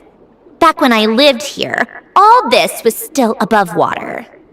All right, I have a general understanding of the terrain changes and sediment accumulation. We can stop here for now.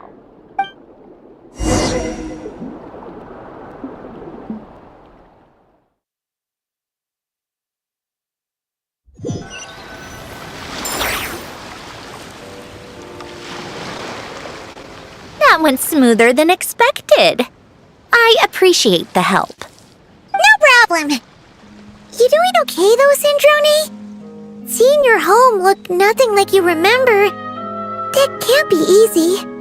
I'm fine. Times change. People change. That's the one thing you can actually count on.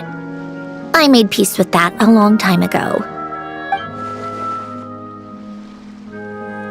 You should head back and put them in the aquarium tanks.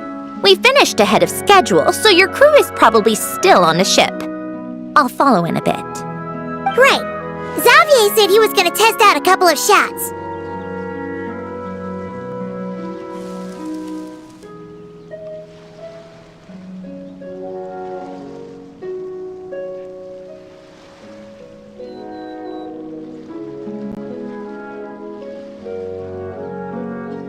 I'm sure. I want to take another look around on my own. Okay then. Want us to let you know when the filming is done? No need. Columbina relies on Kuvaki to perceive her surroundings. In Nodcry, her senses are heightened because Kuvaki is everywhere. But here, as long as she doesn't activate her abilities, her range of perception should be equivalent to an average person's line of sight. I figured that out back in Snezhnaya. That's oddly specific. I have hiding from her down to a science. So, what? Things might be a bit different now that she's merged with the Moon Sisters, but I doubt there's been a drastic change. The point is, you two can head back. Don't worry about me. Okay, if you say so. Come find us on the ship if you need anything.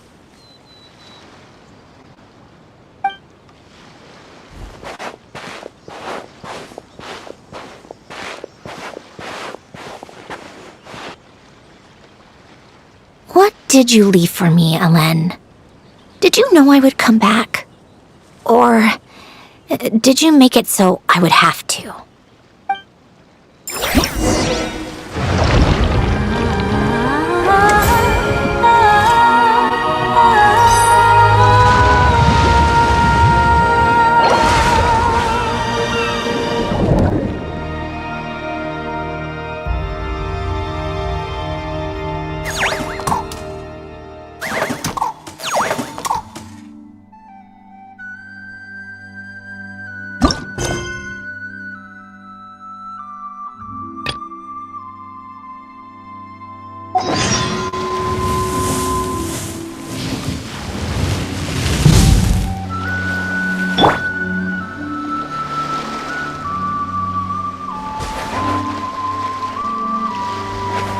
How tiresome. Pick up the pace.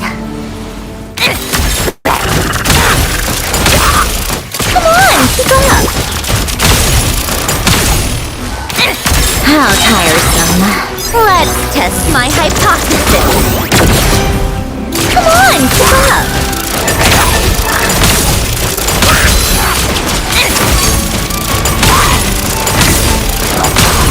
Take a break.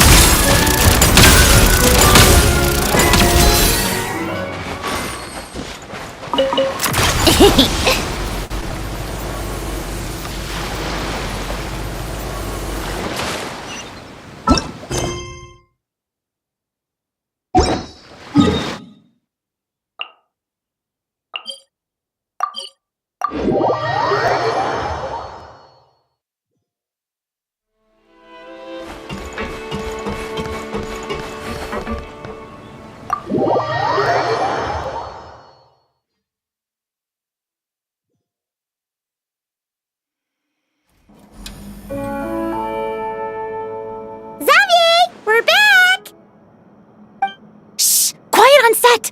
They're filming over there. Oops, sorry.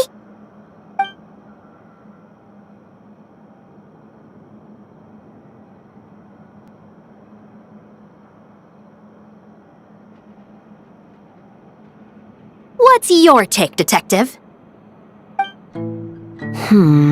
Bullet wound to the chest. Gunpowder residue on the clothes. The victim must have been shot at close range. You think it was someone they knew? Yes. It's possible the suspect arranged for them to meet at this very spot. A reasonable deduction. But you're overlooking a crucial clue. What? The victim's pocket watch is missing. And cut! I think we got it! Good work, everyone! Phew, finally. Acting was nerve-wracking for me when I first tried it too. Just loosen up, and you'll get used to it in no time. Chevrus! Charlotte!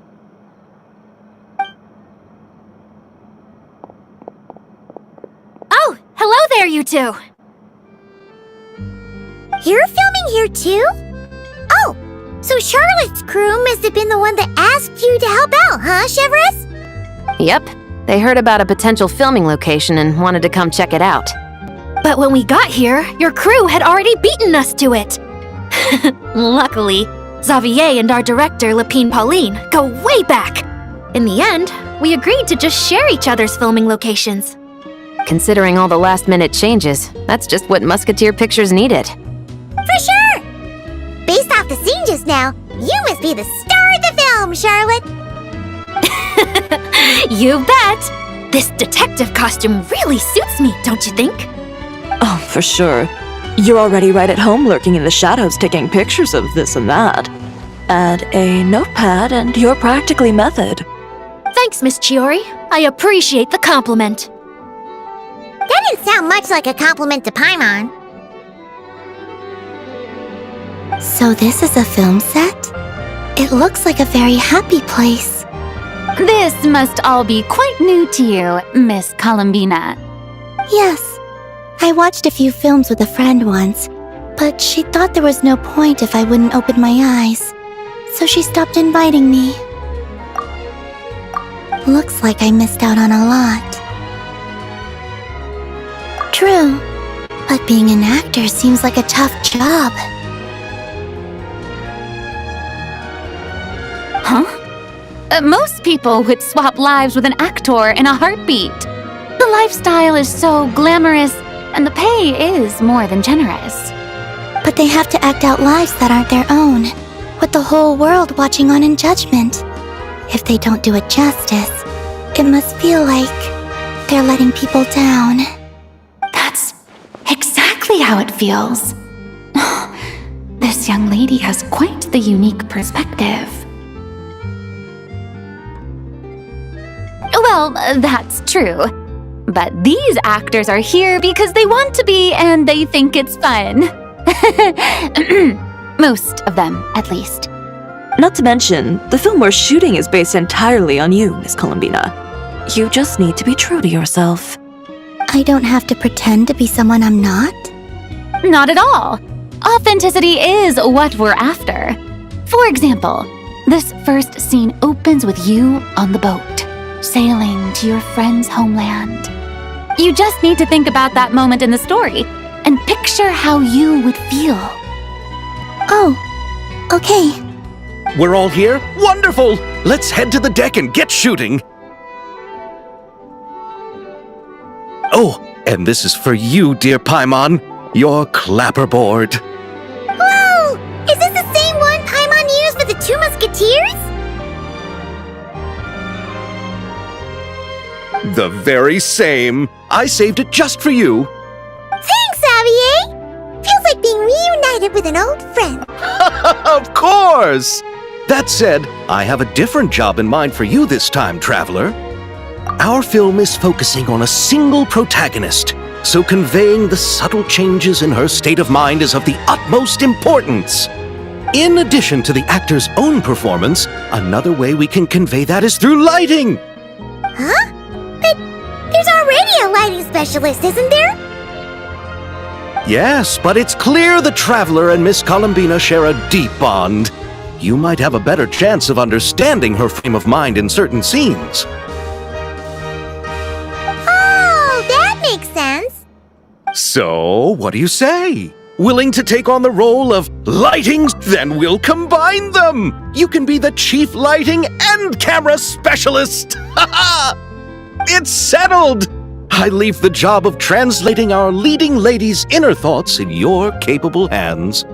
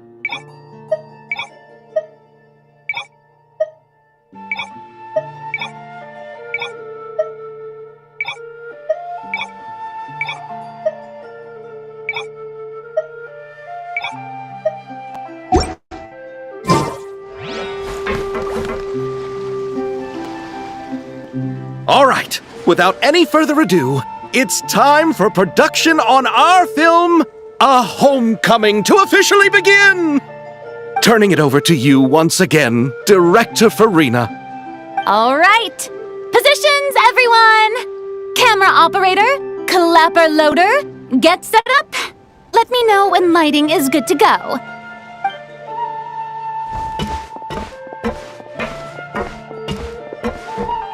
All you need to worry about, Miss Columbina, is hitting your mark. Other than that, just focus on immersing yourself in the emotions of the moment. Okay. Good. Lighting, are we ready?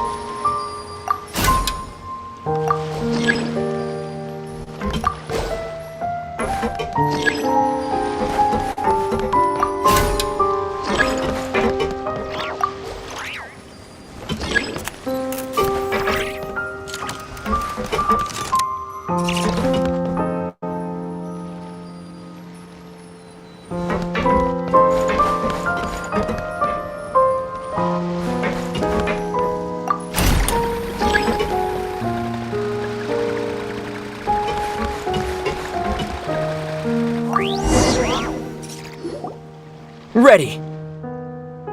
All right, quiet on set. 3, 2, 1, action! This is her homeland. Columbina. Cut! The emotions I'm looking for were definitely there. Let's just try to keep it a bit more natural. Oh, but definitely keep that gesture at the end. I loved how real it felt. You looked genuinely moved. All right, if you're ready, let's go for another take. Miss Columbina? That presence. It kind of felt like Sandrone.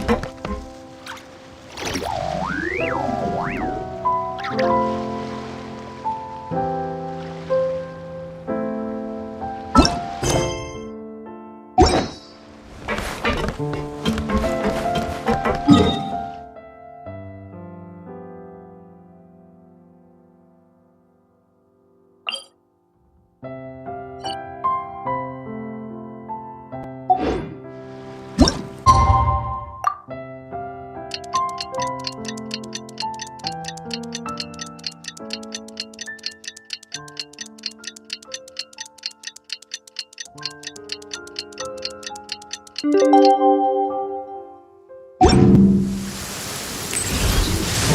this is inconvenient.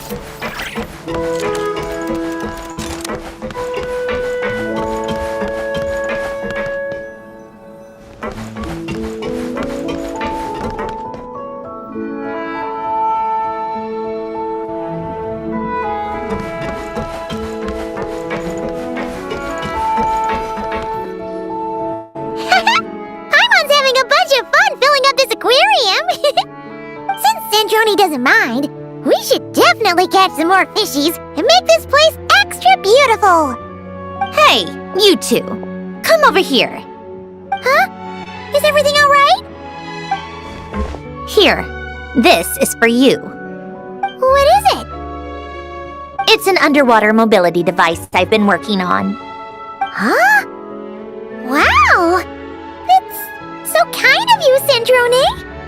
It's just a simple mechanical device. I saw the way you were catching fish and... how should I put this? It seemed somewhat... unsophisticated. To be perfectly frank, I found it quite difficult to watch. Was it really that bad? It was inefficient, unskilled, and completely and utterly inelegant. No need to apologize. Everyone has their own ways of doing things. But seeing as you plan to keep adding to the aquarium, it might be best if you use this device. The waters of Fontaine are home to more than just harmless ornamental fish. There are plenty of predators who could do you some real harm. All right. Oh, and if you're going for a swim, go now. And don't forget to tell me what you think of the device. I can always make more adjustments if you have any feedback.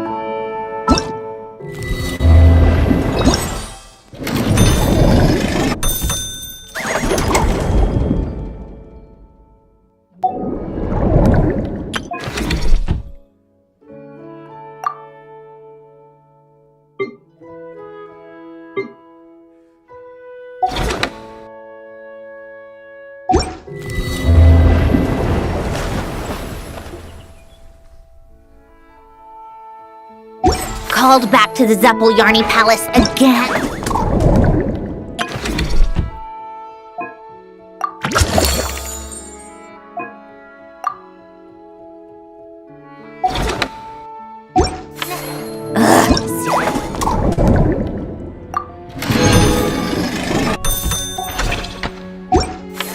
What's the point in all the...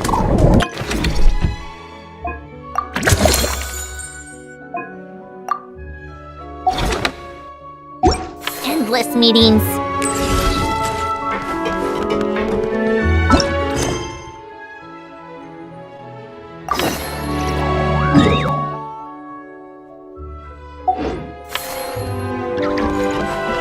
How tiresome.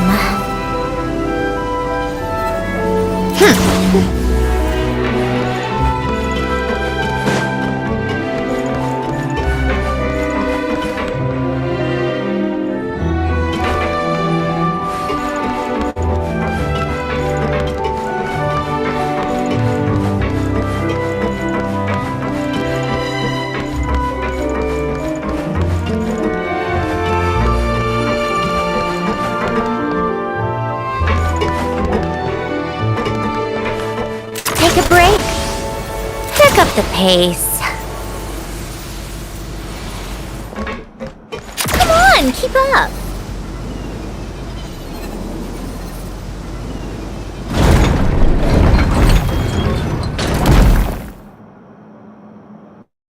Ah, you're here. We should get going then. Xavier and the others should be filming soon. How's it going? Have you managed to figure out the location of your home yet? I've narrowed down a few potential locations. We just need to take a sample from each one. Once the equipment analyzes them, we should know the exact location and where to find the entrance. Great! We should get started then.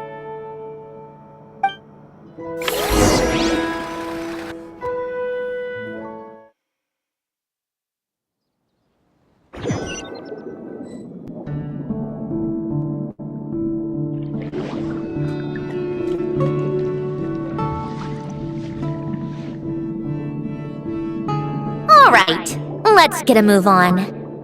That should do it. Let's head back. The filming should be just about done. We made good time. We might even know the location by the end of the day. You sound pretty happy about that. Do I? I suppose I've just had enough of these anomalies I've been dealing with. The sooner I can fix them, the better. Anyway, enough chit-chat. We have work to do. Oh, but let's head in through the side door. I don't want to run into the crew on the deck.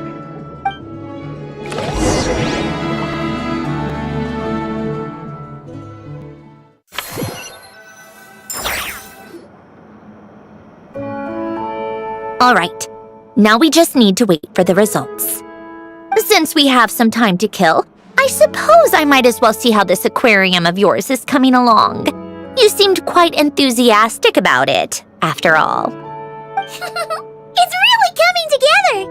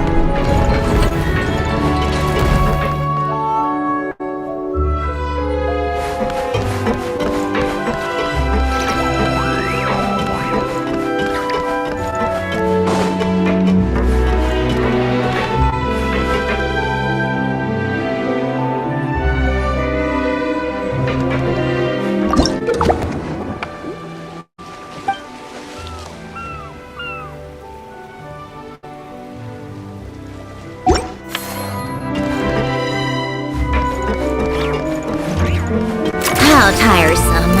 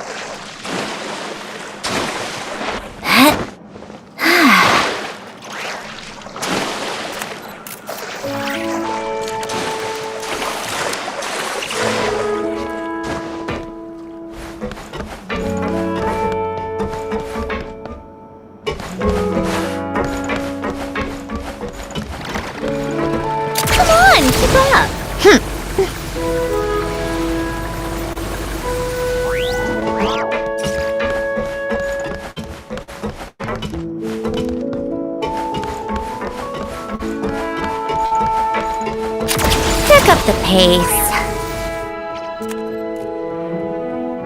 Oh, kind of impressive, actually. These must be the ones we caught the first time we went underwater. Like it? It's fine, I guess. Nothing special. Come on! It sounded like you really liked it just now! You're that proud of it?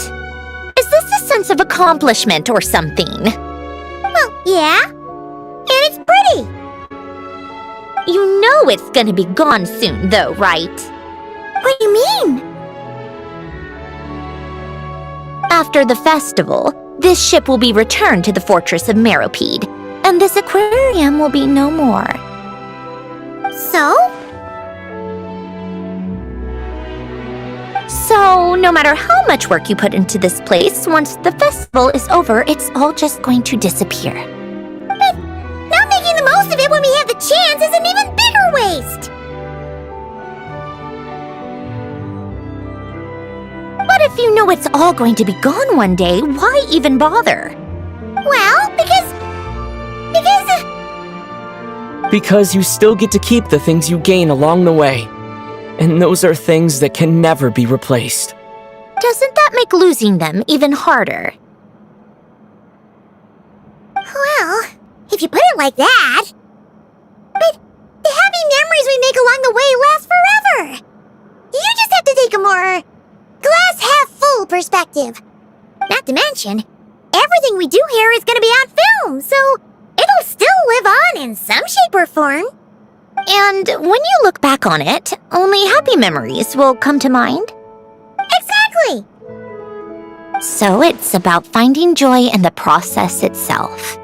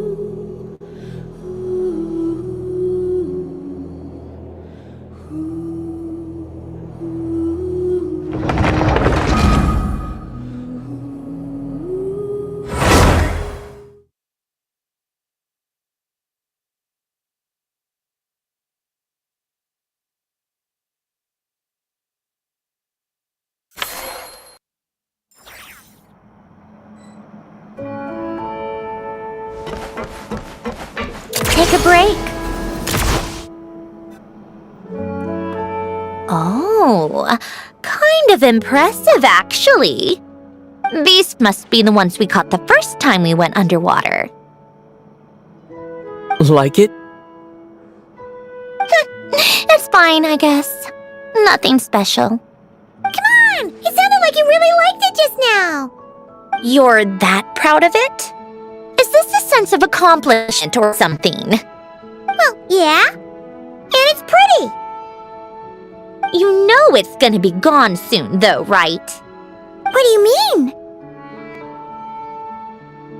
After the festival, this ship will be returned to the fortress of Meropide, and this aquarium will be no more. So? So, no matter how much work you put into this place, once the festival is over, it's all just going to disappear. But not making the most of it when we have the chance is an even bigger waste! But if you know it's all going to be gone one day, why even bother? Well, because... Because you still get to keep the things you gain along the way. And those are things that can never be replaced. Doesn't that make losing them even harder?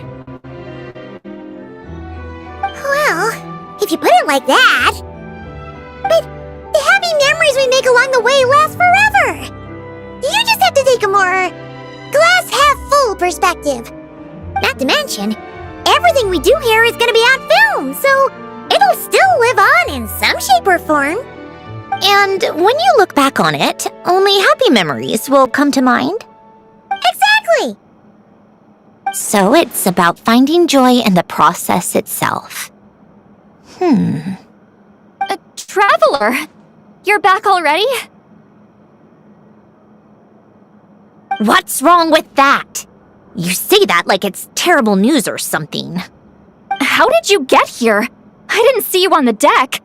Oh, never mind. We need to help Miss Guillotin hide ASAP. The crew is heading over here to shoot any second. What? They should be done by now.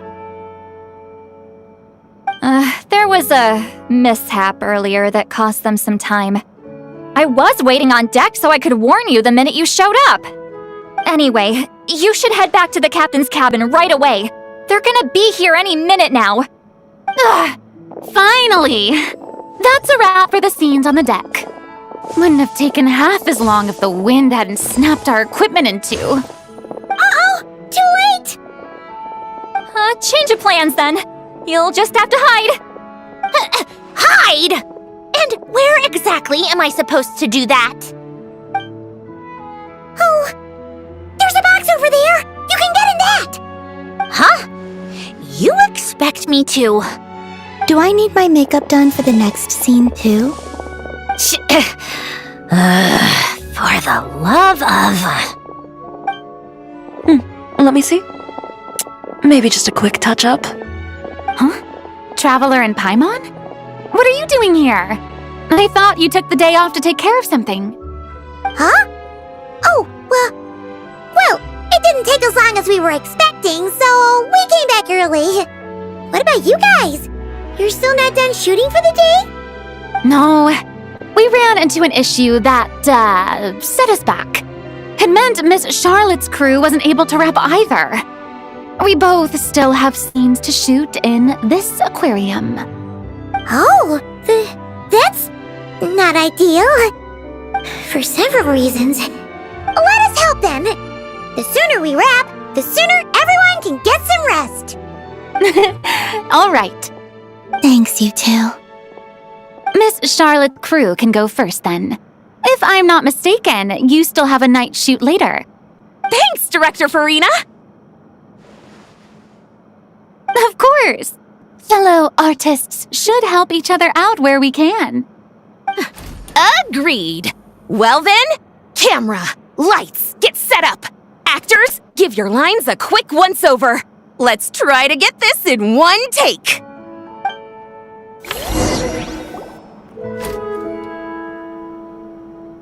All right, places, everyone! And 3, 2, 1, action! So, the story ends like this. But when Duke Saint Germanus departed, he clearly said that everything was beyond redemption. Huh? That sounds familiar. Wait, it's from that novel I came across while researching the numerological array. He's only a genius when it comes to mechanics, and everything else, he's just an ordinary person. Huh? What was that noise? Whatever, I'll just fix it in post. Miss Jacoba, please don't speak as if I were the accomplice. Not so hard. This box isn't sturdy enough for that. This is why I keep saying, don't put too much trust in Clockwork Mecha. Unlike humans, machines don't have a heart. A heart? That's right. It's what's on the inside. It's also referred to as someone's soul, or likened to free will. You can think of it as a person's core, what makes them unique. In general, though, people don't believe machines are capable of having a soul. You said my emotion module was faultless. It is, but that's not quite the same thing. Do you think I have one then? A heart? I don't think so. I know so. The question is, do you recognize it within yourself? That's where you're wrong. I can't believe this. Forcing me to hide in a box and listen to this drivel. Me. In the end, clocks tick through tranquil years. Fish swim in crystalline springs. No matter how grand a dream is, it will fade away like this. Forlorn, wordless, silent. And cut. That was a long one. What did you think? If she makes them do another take, I'm going to flip her lid. And not just the one to this box. Well, there were some weird audio things going on, but acting-wise, it was great! It's a keeper! Perfect! That means I can get out of this box. it's our turn. Camera operator, set up for the next scene.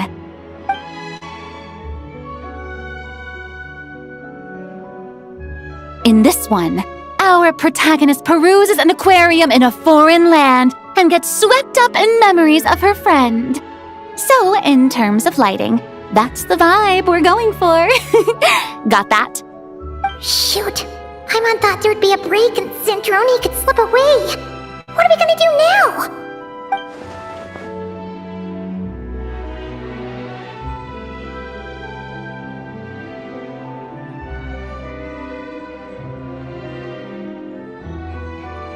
Break a leg! Yep, we're headed off to shoot our next scene.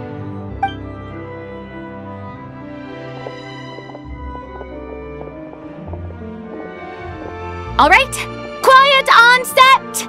We're about to start rolling. Ready, Miss Columbina? Miss Columbina? I think she would like this. Quick, we should roll on this. It doesn't forage with the others, or prey upon its smaller kin. Instead, it remains where it is, cradled in the coral's quiet beauty, as though the raging cyclones above are of no consequence. And yet, she still stood before the cyclone in the end. So I think that story has it wrong.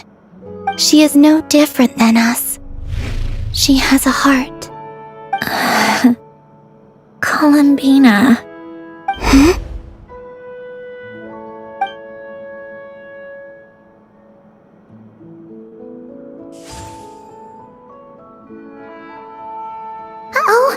Is she onto us?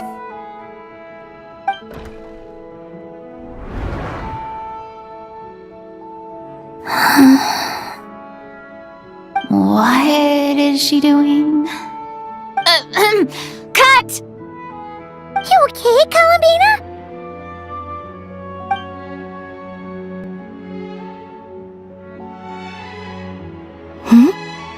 Oh, yes. I just thought... Why don't we take a short break? It's been a long day of shooting so far. That last take was beautifully organic, though. We can use it as is. No need to go again. Thanks, Director Farina. But I'm fine to continue. You're sure? In that case, let's shoot some quick B-roll. Then we can move to our next outdoor scene.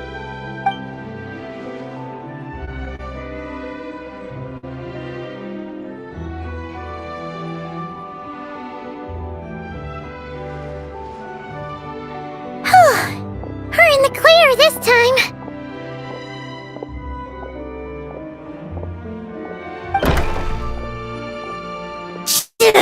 Ugh! Absolutely suffocating! You okay, Sandrone? Right as rain. Come on, let's go check the test results. It's time for me to go home.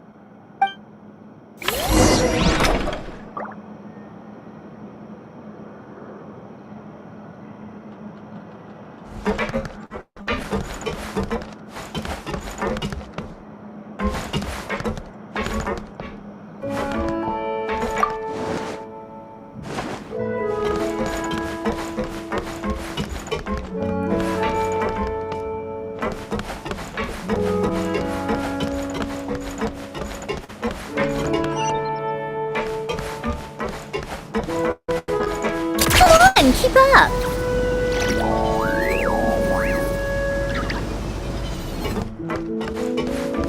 Take a break.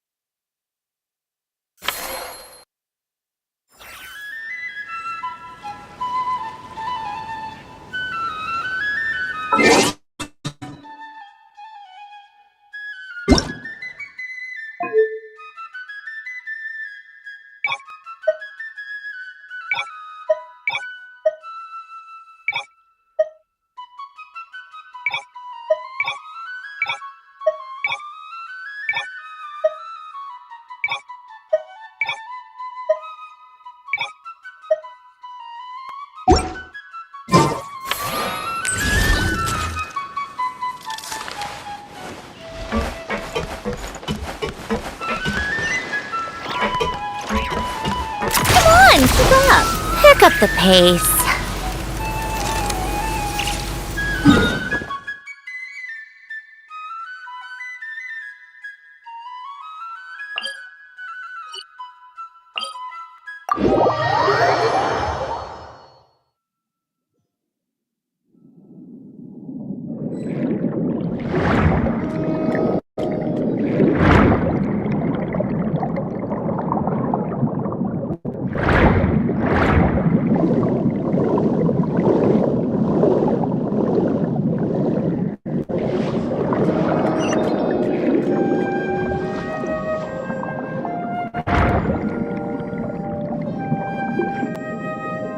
All right, it should be around here.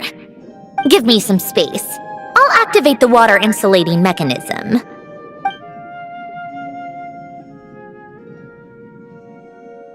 The what? Alain, much like Renee, had long predicted that the water levels in Fontaine would rise.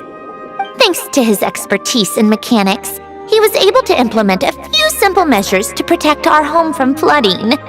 I told him there was no need, that I would just move when the water rose too high. But it would seem he knew a day like this would come.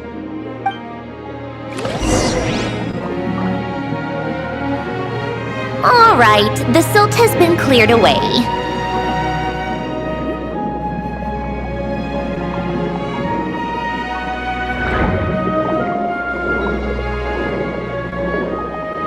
activate the mechanism for the first sluice gate. That will fill the empty middle chamber with water.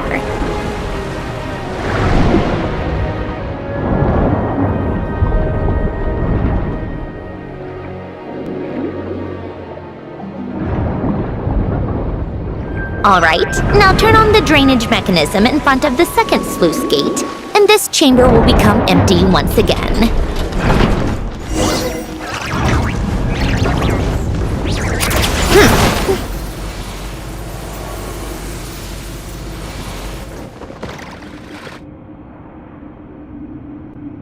So, this is where you used to live? It's beautiful! There's even a garden! Back when I lived here, it was my job to tend to the potted plants and flower beds. Still growing strong even after all this time. Who would have thought? If the weather was nice, I would take Alen out in his wheelchair and we would go for a walk. Before long, we started bringing Polonia along too. Come to think of it, I was the only one who could get around easily back then. Polonia always got happy. I suppose they were. Uneventful, pleasant, repetitive, but peaceful. It was like living in a world where time didn't exist. Of course, that was all just an illusion. Death still awaits all of us at the end. Oh. All right, enough standing around. Let's head inside.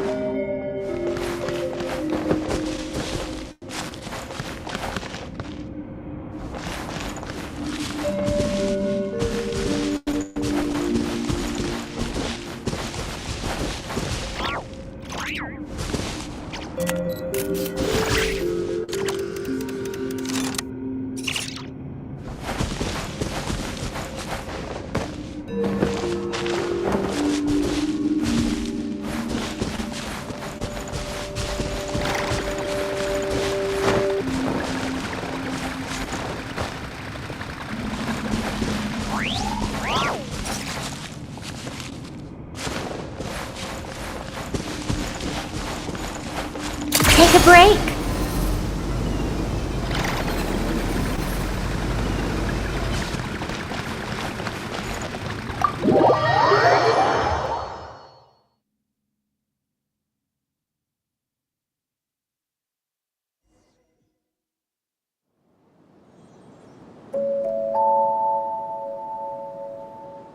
Yep, this place is exactly how I left it. Nothing has changed. What is it? Huh? How did you get...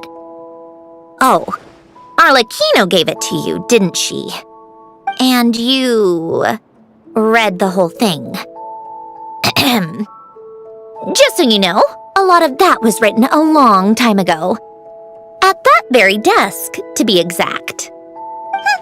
Anyway, since you've already read it, you should just hold on to it. I can always start a new one. Well, feel free to look around.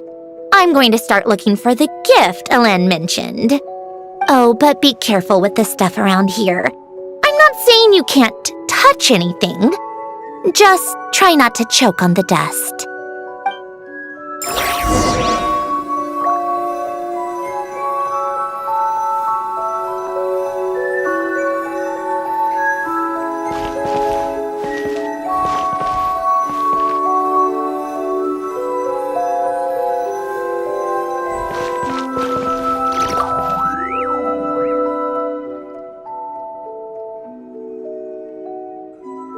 Oh, I played with these when I was little. During the first few months after I was created, I mean. At first, Alen and I would play together, but it didn't take long for me to become unbeatable. So, Polonia and I played together instead. Yeah, these don't look like Paimon's kind of games. Logic and math puzzles? Those happen to be my specialty. It's been so long. What do you say? Should we play a few rounds? Let's go with this one. The gears on the left are stacked from largest to smallest. The goal is to move them to the other side in the fewest number of moves. Just remember, you can't stack a bigger gear on top of a smaller one.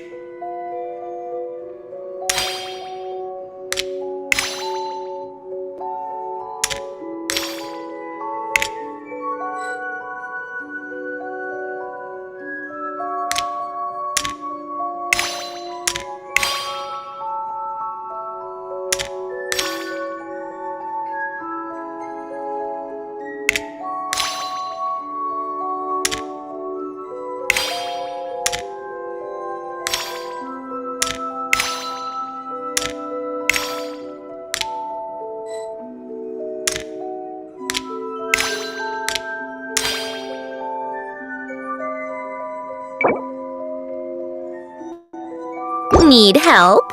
You seem stuck. This should go here, then this here, and done. Well, what did you think of the game? Well, these kinds of puzzles aren't for everyone. I suppose my upbringing wasn't exactly conventional in that sense.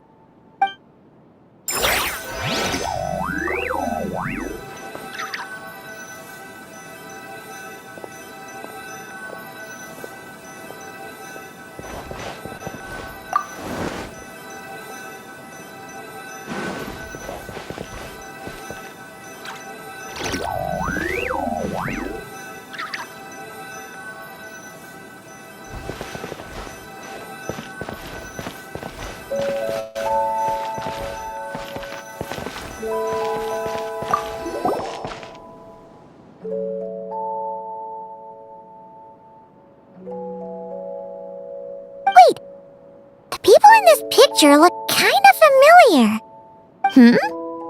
Oh, this was taken when Hélène and Renee were both still at the Fontaine Research Institute, before their falling out.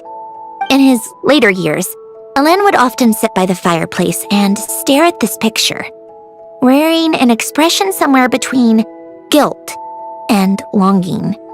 He said he sometimes regretted not helping his friend when he needed it most, even if just to stop him.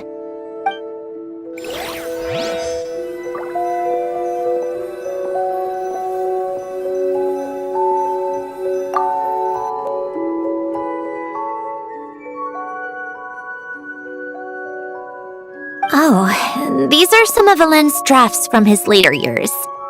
Just casual doodles, really.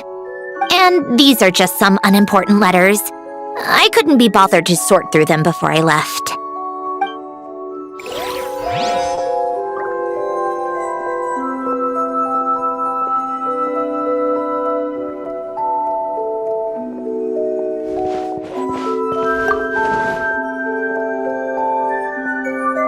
Coffee.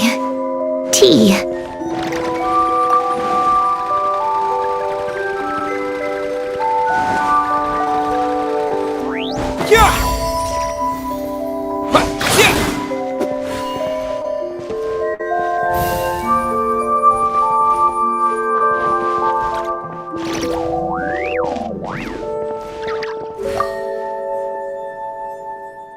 Old notes.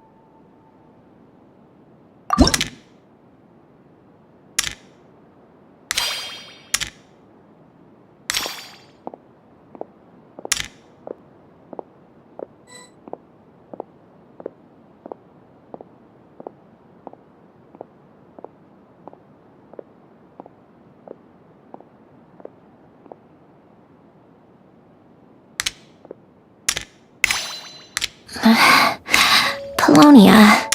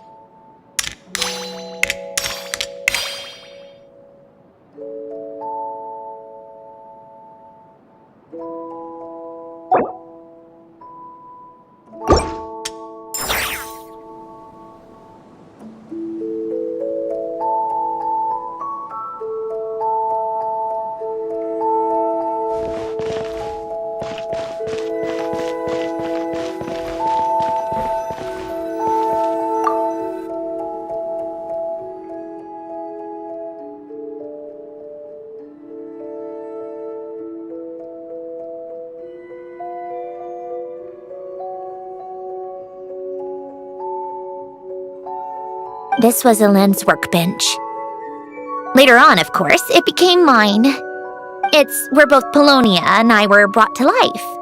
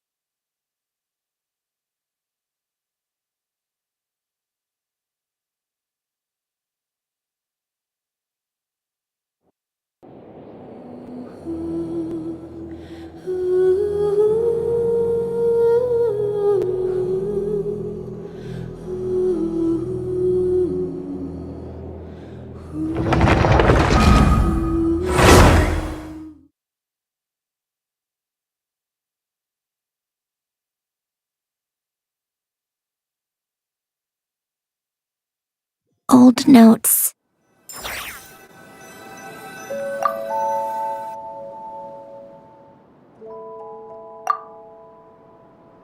This was Elaine's workbench. Later on, of course, it became mine. It's where both Polonia and I were brought to life. Before Elaine was bedbound, this is where he would teach me about mechanics. I would sit and listen, chiming in with questions here and there. Later on, when he got too sick, I took over and would work on Polonia here.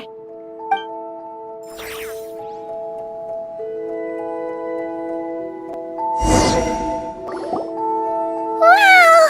This house is filled with so many memories! It's so cozy and charming! You should have seen it in its prime, when people actually lived here. A lit fireplace, a steaming cup of coffee. That's the real deal. You know, we also used to have a mechanical piano that Elaine built. Oh! How chic! Elaine never played it much. He probably wasn't able to at that point. But I managed to teach myself. Music theory is essentially math after all. Once you learn the patterns, it's not really that difficult. I loved perusing Elaine's collection of classical music. The chords and harmonies felt like individual mathematical puzzles. It was fascinating.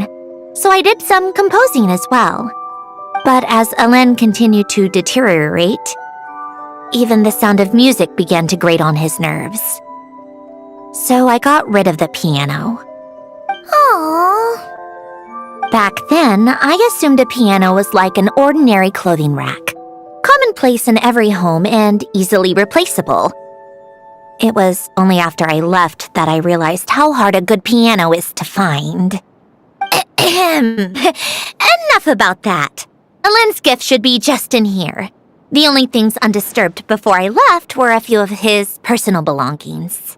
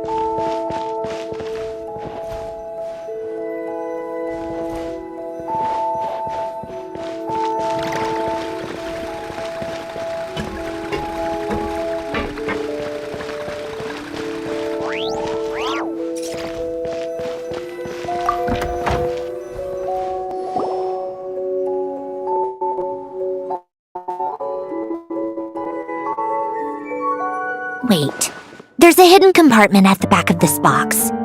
Looks like it's locked with some kind of gear mechanism. Knowing you, Alen, I'm guessing it goes like this, then like this. Got it. Am I a genius or what? Let's see here. A box? Well, you gonna open it?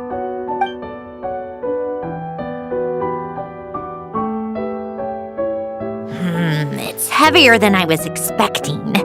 Just how much stuff is in here?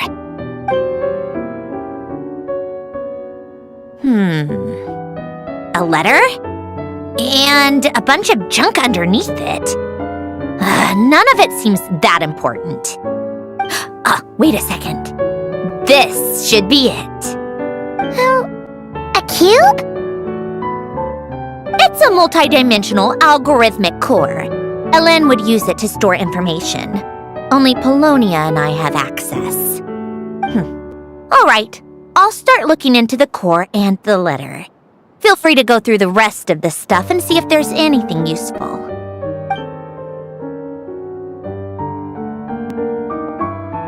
Okay. Hold on! There's another picture in here! This one has writing on the back! A snapshot of you playing among the plants shortly after you were born. You seem to like these flowers a lot. May you grow and flourish just as they do. Huh? Wow! Look how happy you are in this picture! You've changed a lot since then, huh? What's that supposed to mean?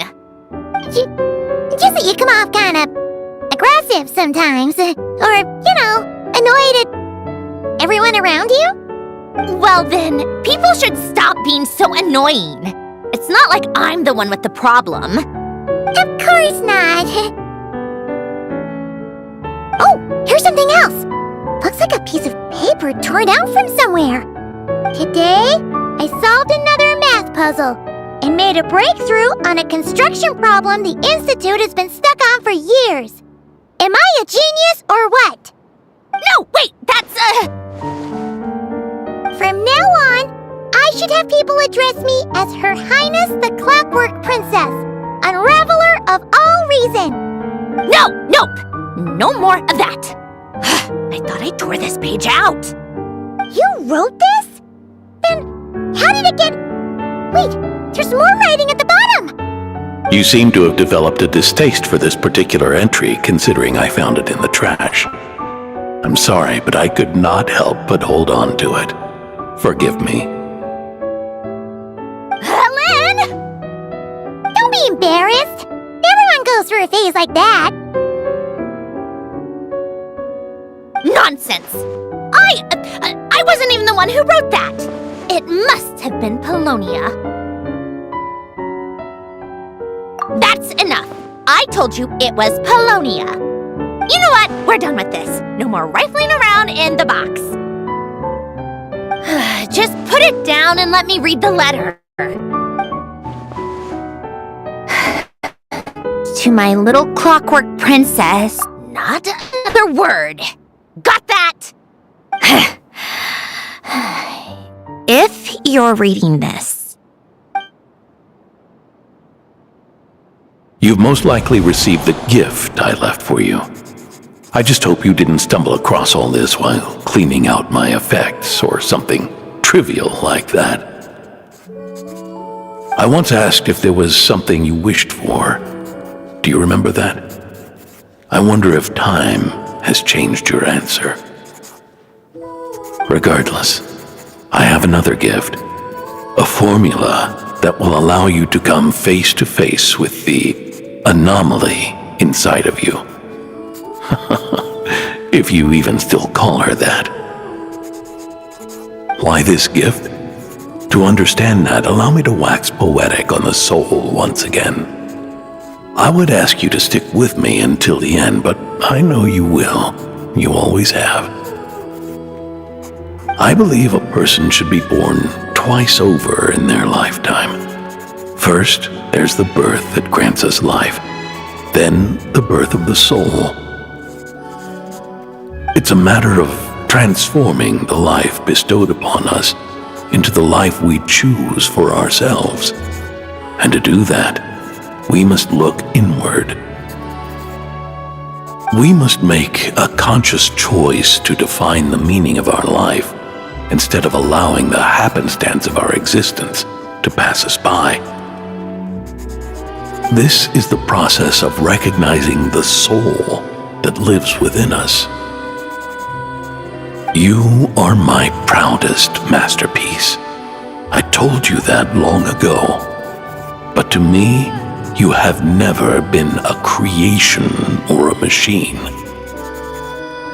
To me, you're just like the rest of us. You have a heart. In fact, some theories think of the human brain as nothing more than a machine, and thought the product of its computations. So you see, perhaps we're not so different after all. Your inner machinery is just far more advanced than most. No matter how one looks at it, the heart is a complex thing, a place where logic and reason collide with our emotions.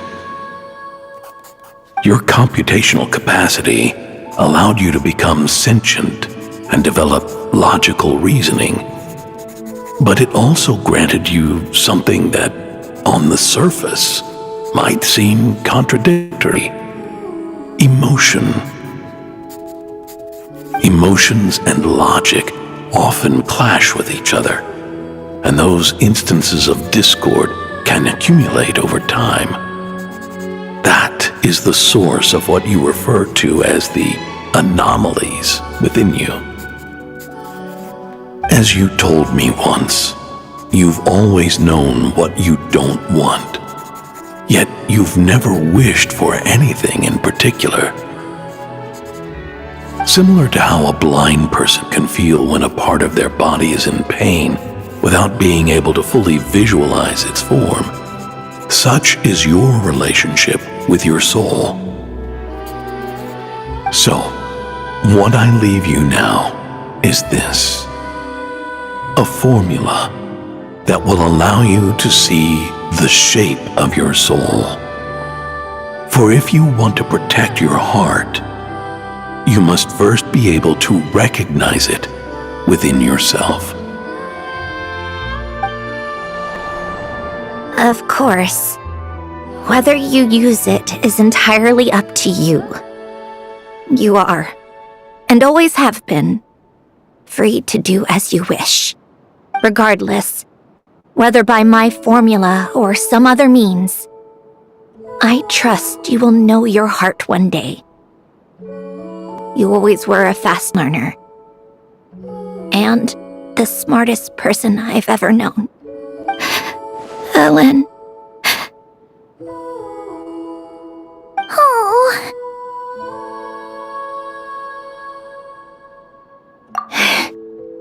I'm fine. I've already figured out how this formula works. Let's get out of here and then we can use it. You made up your mind already? You're gonna do it? Why wouldn't I? Resolving the anomalies within my core is the reason. No, I can do this on my own. But you want to watch. What do you mean? I already know what anomaly I need to resolve. Like Alen said, she's an amalgamation of all the times my logic algorithms have clashed with my emotions. And by resolve, you mean that literally, or...? Yes. But if you, let us in like that, wouldn't that mean letting us see a bunch of your, you know, inner thoughts and secrets? If what Alen said is true, then I'm about to be... born anew. Or whatever. This is your chance to be lucky enough to witness it. Besides, you already read my whole diary. When it comes to keeping my innermost thoughts to myself, well, I think that ship has sailed. You're really sure about this? How many times do I have to say it? I finally let you in as... friend. Enough with the mushy stuff. Just follow me.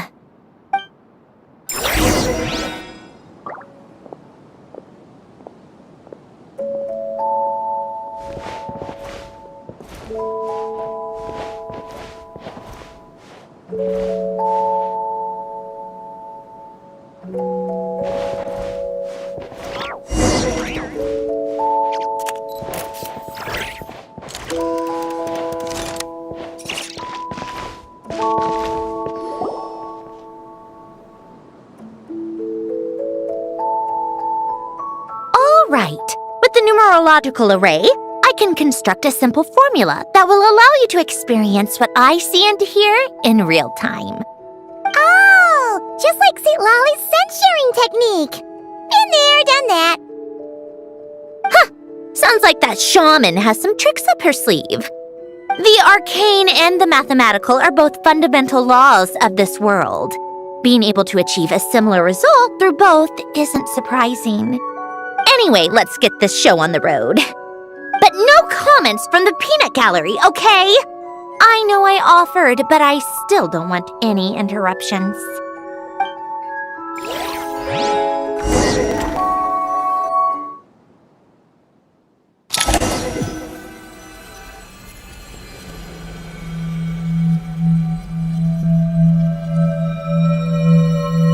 Is this my heart? No, it's probably just the result of Alen's formula. A space dedicated to resolving anomalies. Huh. But it looks like the walls are all... mirrors? You made it. About time. Is that me? From the past? You just spoke of anomalies. Well, here I am. What happens when emotion contradicts reason? Shall we sit down and talk?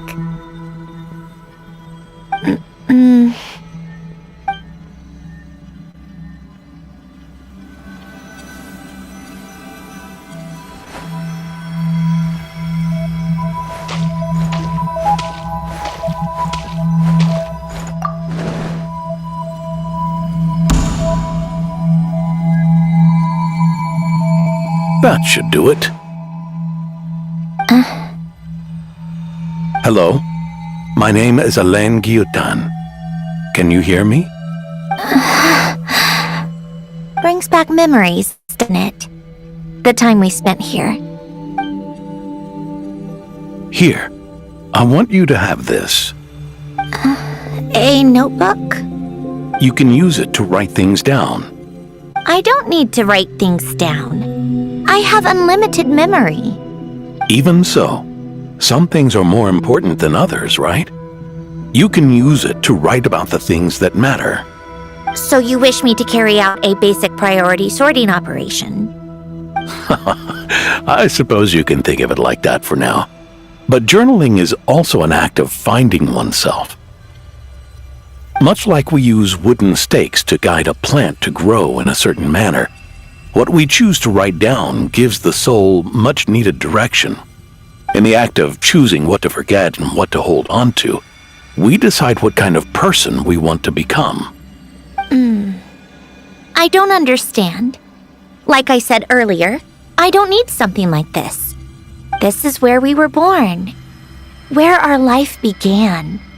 Mornings of tending to the garden, afternoons spent cleaning, reading, or studying, evenings of cozying up by the fire, listening to Alen share stories about his past. Alen, What is it? what are you drinking? Oh, this? It's coffee. It, makes me more productive. I want to try it. Oh, okay. Here.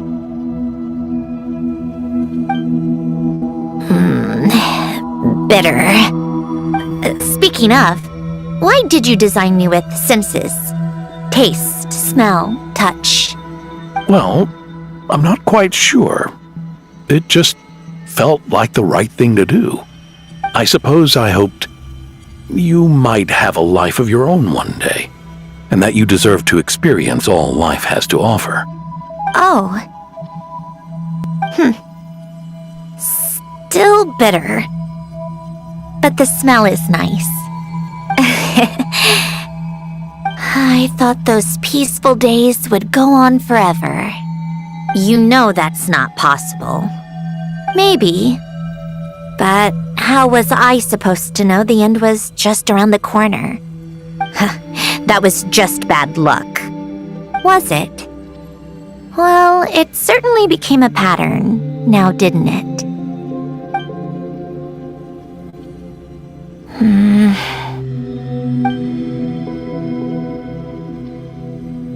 Over time, one of the habits we picked up from Alen was a love of coffee.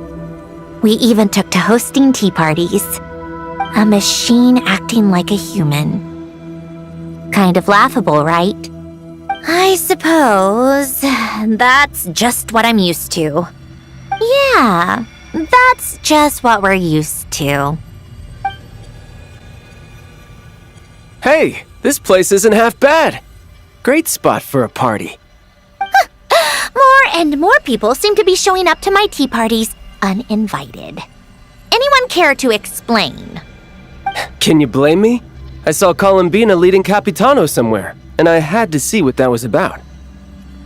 I had simply asked Columbina where I might find Arlecchino. I have business to discuss with her, and Columbina suggested looking here.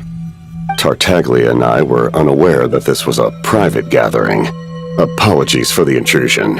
It won't be for long. Whatever. Just add it to the list of annoying things that have happened today.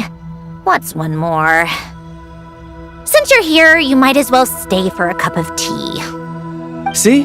Told you she wouldn't mind. Much obliged, Sandrone. Well, look who we have here. Good thing I brought extra desserts. This has turned into quite the occasion. Capitano, I was just about to go find you. Pardon the intrusion. Rest assured, I won't sully your gathering with talk of work. We can have our discussion later. Spoken like a true gentleman. A certain unmannered 11th seat could learn a thing or two. You know, you really should start being nicer to me, Rosaline. Or I might just snatch that 8th seat right out from under you. I'd like to see you try. If you're gonna fight, take it outside. The only mess I plan on cleaning up is tea-related. I still don't understand how our quiet afternoon turned into such a crowded gathering. One by one, people just kept barging in.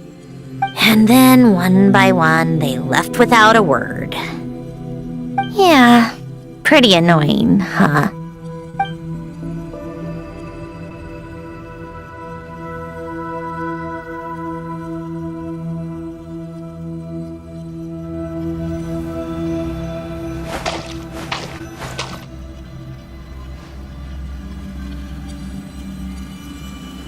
Of all my days with the Fatui, the times I spent with you, Arlecchino, and Rosaline, they were my favorite.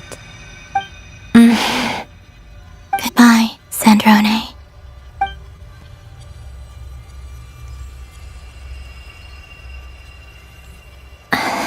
Don't go, Columbina. We should have just said that. Why didn't we? If we had, would the story have had a different ending? She couldn't stay. There was no future for her here. She would have just faded away. You're right. I suppose that's why you call me an anomaly. Every time you make a decision, there's a voice inside your heart. My voice, asking to contradict all logic and reason. Why didn't we make her stay? Is it worse to fight for something just to lose it? Or not to have fought at all? Don't you find it unfair? One by one, we keep losing the things we care about the most. But in the end, whether I want to fight for something or cry over all we've lost, you just push it down and pretend not to hear.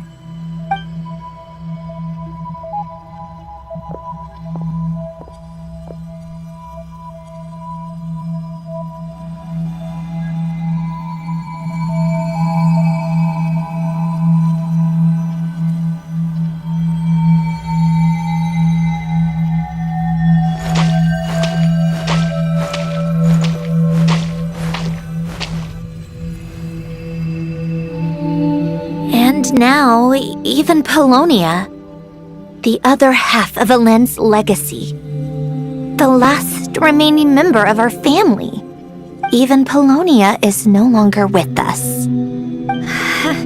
I did everything I could, but it's just like Elend always said. Polonia was one of a kind. There was no replicating what he managed to create. Don't you feel like our connection to the past is fading bit by bit? Like, even the things we have left are slowly slipping away. I suppose. But you can't move through life without having to say goodbye. And even as we experience loss, there are always new things to be gained. Ever so logical. What's your take, then? It feels like the more I care about something, the faster the world takes it away. It sounds so stupid, but I can't help it. That's the hand life has dealt me time and time again. Why even fight for something that's just going to be lost in the end? Better to never have had it at all. Better if it would all just disappear. Dark, I know. But the heart wants what it wants. Maybe the stellar linchpin appeared because of me. Because of what I wish for. I don't think so. Yeah, probably not. What an anomaly wants goes against all logic and reason after all. Well, go ahead and do what you came for. You're here to resolve the anomaly, aren't you?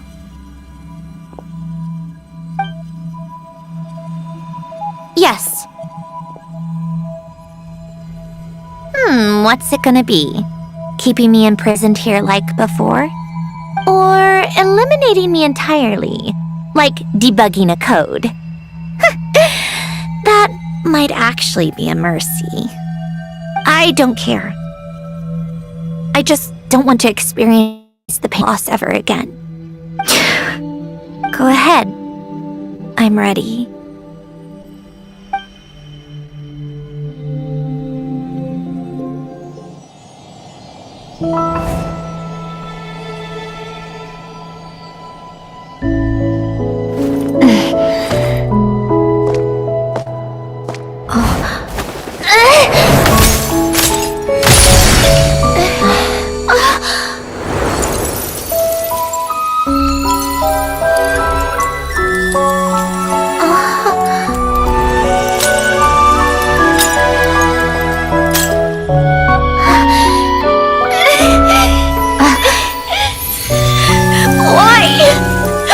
Why do we keep losing everything we care about? I know it hurts, but that's life. I wish... I know. I've always known. Because we've been one all along.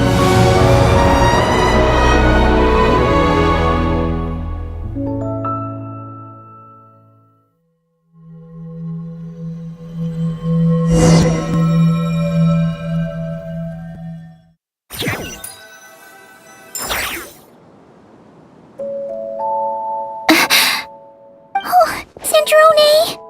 I'm fine. It's okay to cry, you know. Cry? You've gotta be kidding me. Save the emotional side of my core algorithm.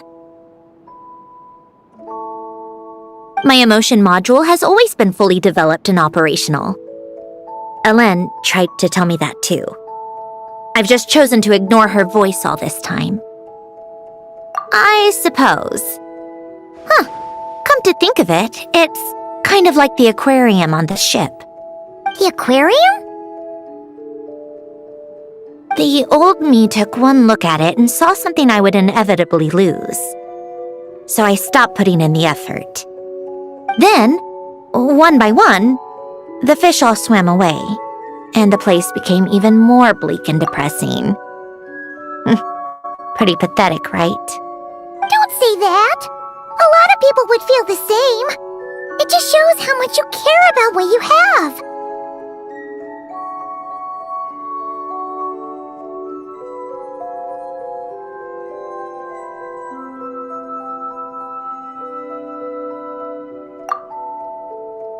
Now? After seeing what you've done with the aquarium, I have to admit, I think it's beautiful. It's like you said, we get to keep the things we gain along the way. And those are things that can never be replaced, because we choose to hold them in our hearts. Well said. Besides, I've already died once. Right. Earlier you, or your inner self, mentioned something about her wish. What was it? You think that's something you can just ask and I'll tell you? Think again. I may have accepted my emotional self, but I'm not about to go all soft and mushy on the inside and pour my heart out.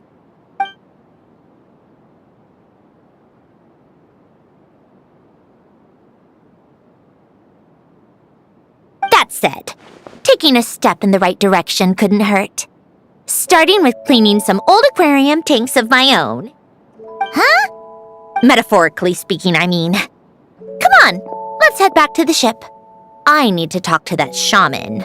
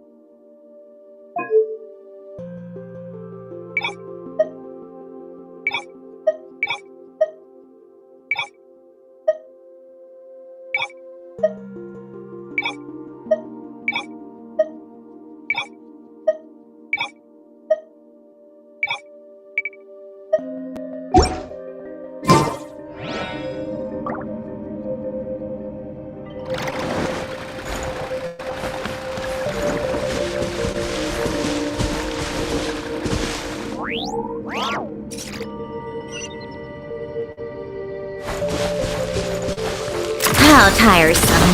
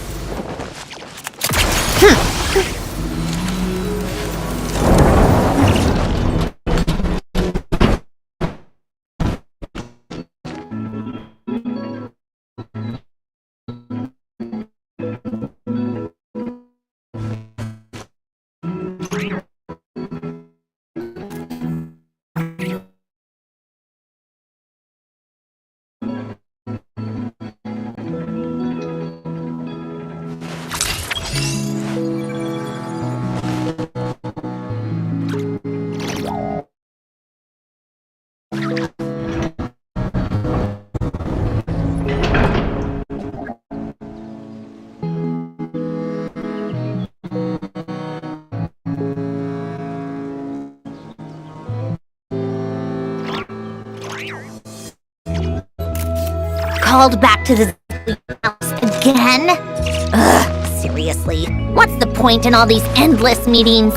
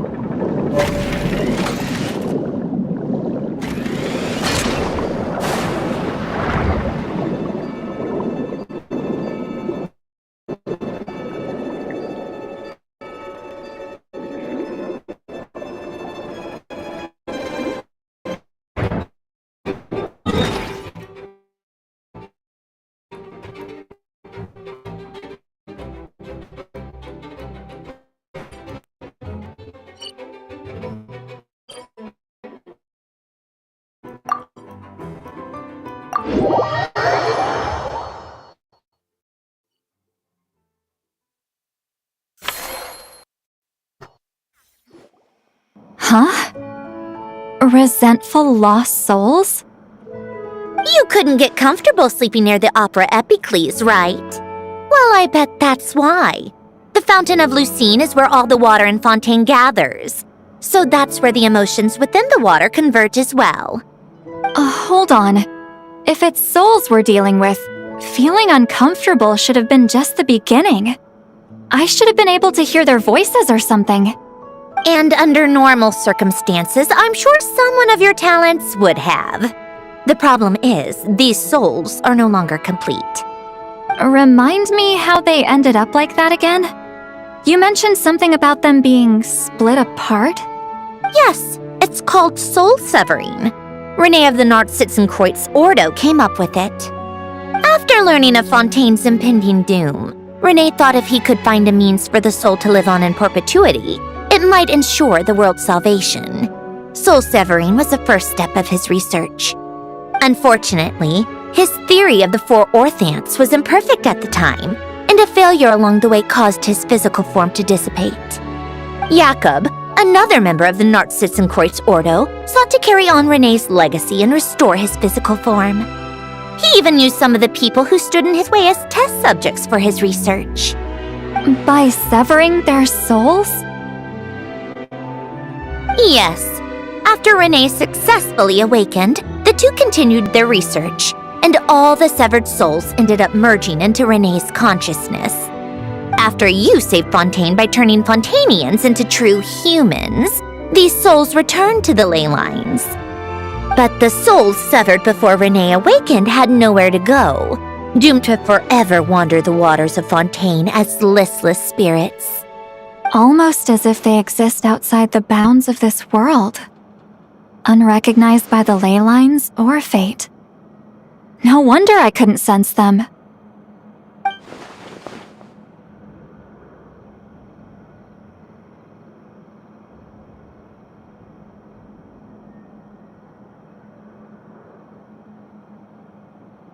Not only that, but over time, they began to fuse with other entities. Their inner resentment lured in all sorts of evil beings, which corrupted and defiled them into nothing more than accumulations of filth. But the full transformation must have been recent. Otherwise, the Udex surely would have noticed. Wait, no, he must know already. That would explain the underwater melazine patrols. No wonder I kept running into officers from the Mara Chaussee Phantom earlier. In that case, let's go find Nervalette and we can sort it out together. No, not just yet. Why not? For one, the diplomatic castle alone would be a nightmare. Even though I haven't reported back to Snezhnaya yet, I'm not planning to leave the Fatui anytime soon. Besides, with me here, success is a done deal. Involving other people would just complicate things. All I need is for Miss Lolly to help pinpoint the location of this monstrosity. Think you can do it? With my eyes closed. This is what I do. I'm a lot better at it than manning a desk, at least. But, how exactly do you plan on resolving this soul stuff? Even to me, there's no obvious answer. Seems pretty complicated, all things considered. Just trust me. I have the perfect solution. All right. If you're that confident, we'll follow your lead. Why the sudden interest in helping Fontaine with this, Androne? You never knew Renee and the others, right? No, I didn't. And you're right. This problem has nothing to do with me. I wouldn't get within 10 feet of the Nartsitzenkreuz Ordo or its members. But, in his later years, Elen told me he regretted not helping his best friend when he needed it the most. He also felt sorry towards Marianne for being too lost in his mechanical research to look after her properly. If he were still with us, I think he'd do the same. He might have a few choice words to say about it, but even after everything, he wouldn't leave his friend's mess for someone else to clean up. Friends shouldn't hold grudges or leave behind regrets. Fixing what happened between him and Renee was one of his greatest wishes. All I'm doing is fulfilling it in his stead. You know, you really do seem a little different now. You mean everything that just happened wasn't for nothing? Why, thank you for pointing out the obvious, Paimon. Just washing off the grime of the past. Turns out, a lot can build up after being ignored for so long. What's this about aquarium tanks all of a sudden? They go off on some grand adventure and what? Now they have their own private code? Stupid. All right then, Lolly. Tracking this thing down is up to you. Huh? Oh, right. No problem. You got this, Granny Eatsley!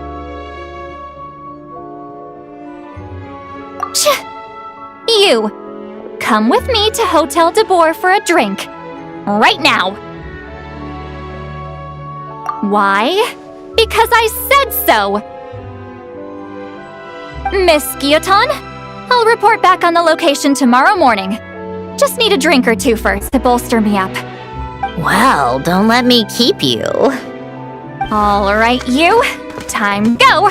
I've got scores that need settling. Huh?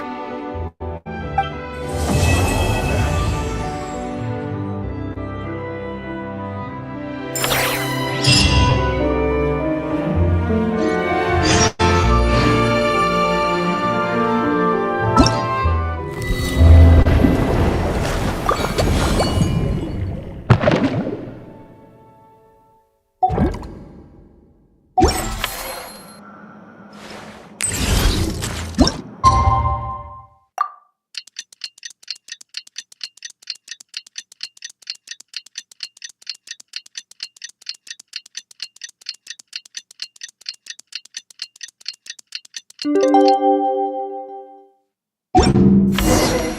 to meet up with Sandrone! Wonder if Lolly was able to pinpoint the location. Well, we should know soon. Let's just hope it all works out.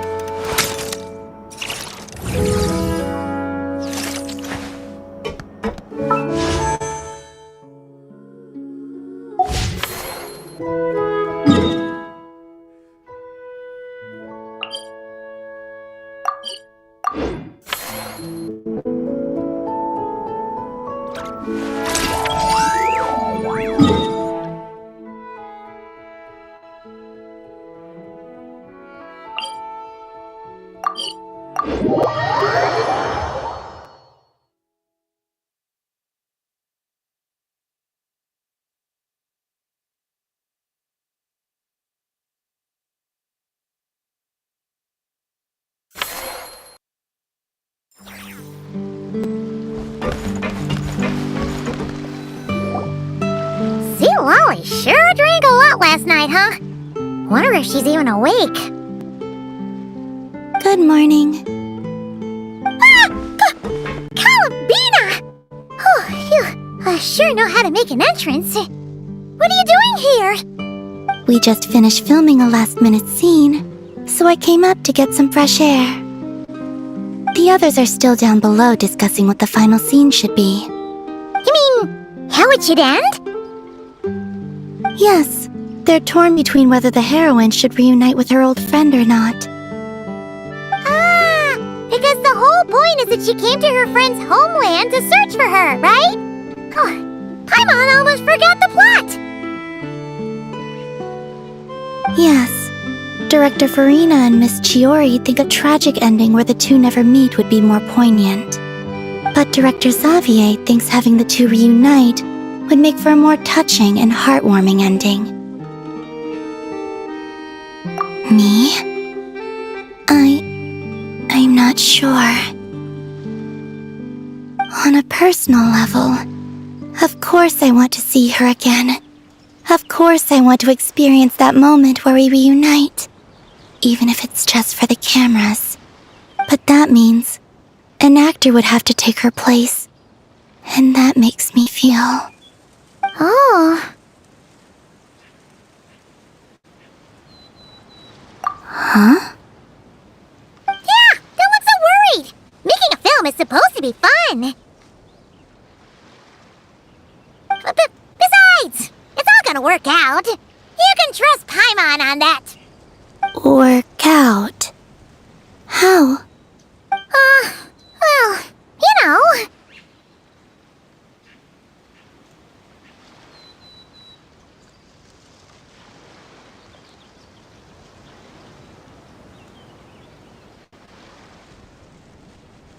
Yep, exactly. Okay, I trust you. I'll just focus on having fun for now. Well, well, look who we have here. Traveler and Paimon. Oh, the lighting specialist and clapper loader that never were. Yeah. We kinda went AWOL, didn't we? Sorry about that. Seriously, don't worry about it. Everything's going smoothly on our end, so just do what you need to do. You seem to be in better spirits now, Miss Columbina. I apologize if our earlier discussion put you on the spot. It's okay, I'm fine now. The Traveler and Paimon talked me through it.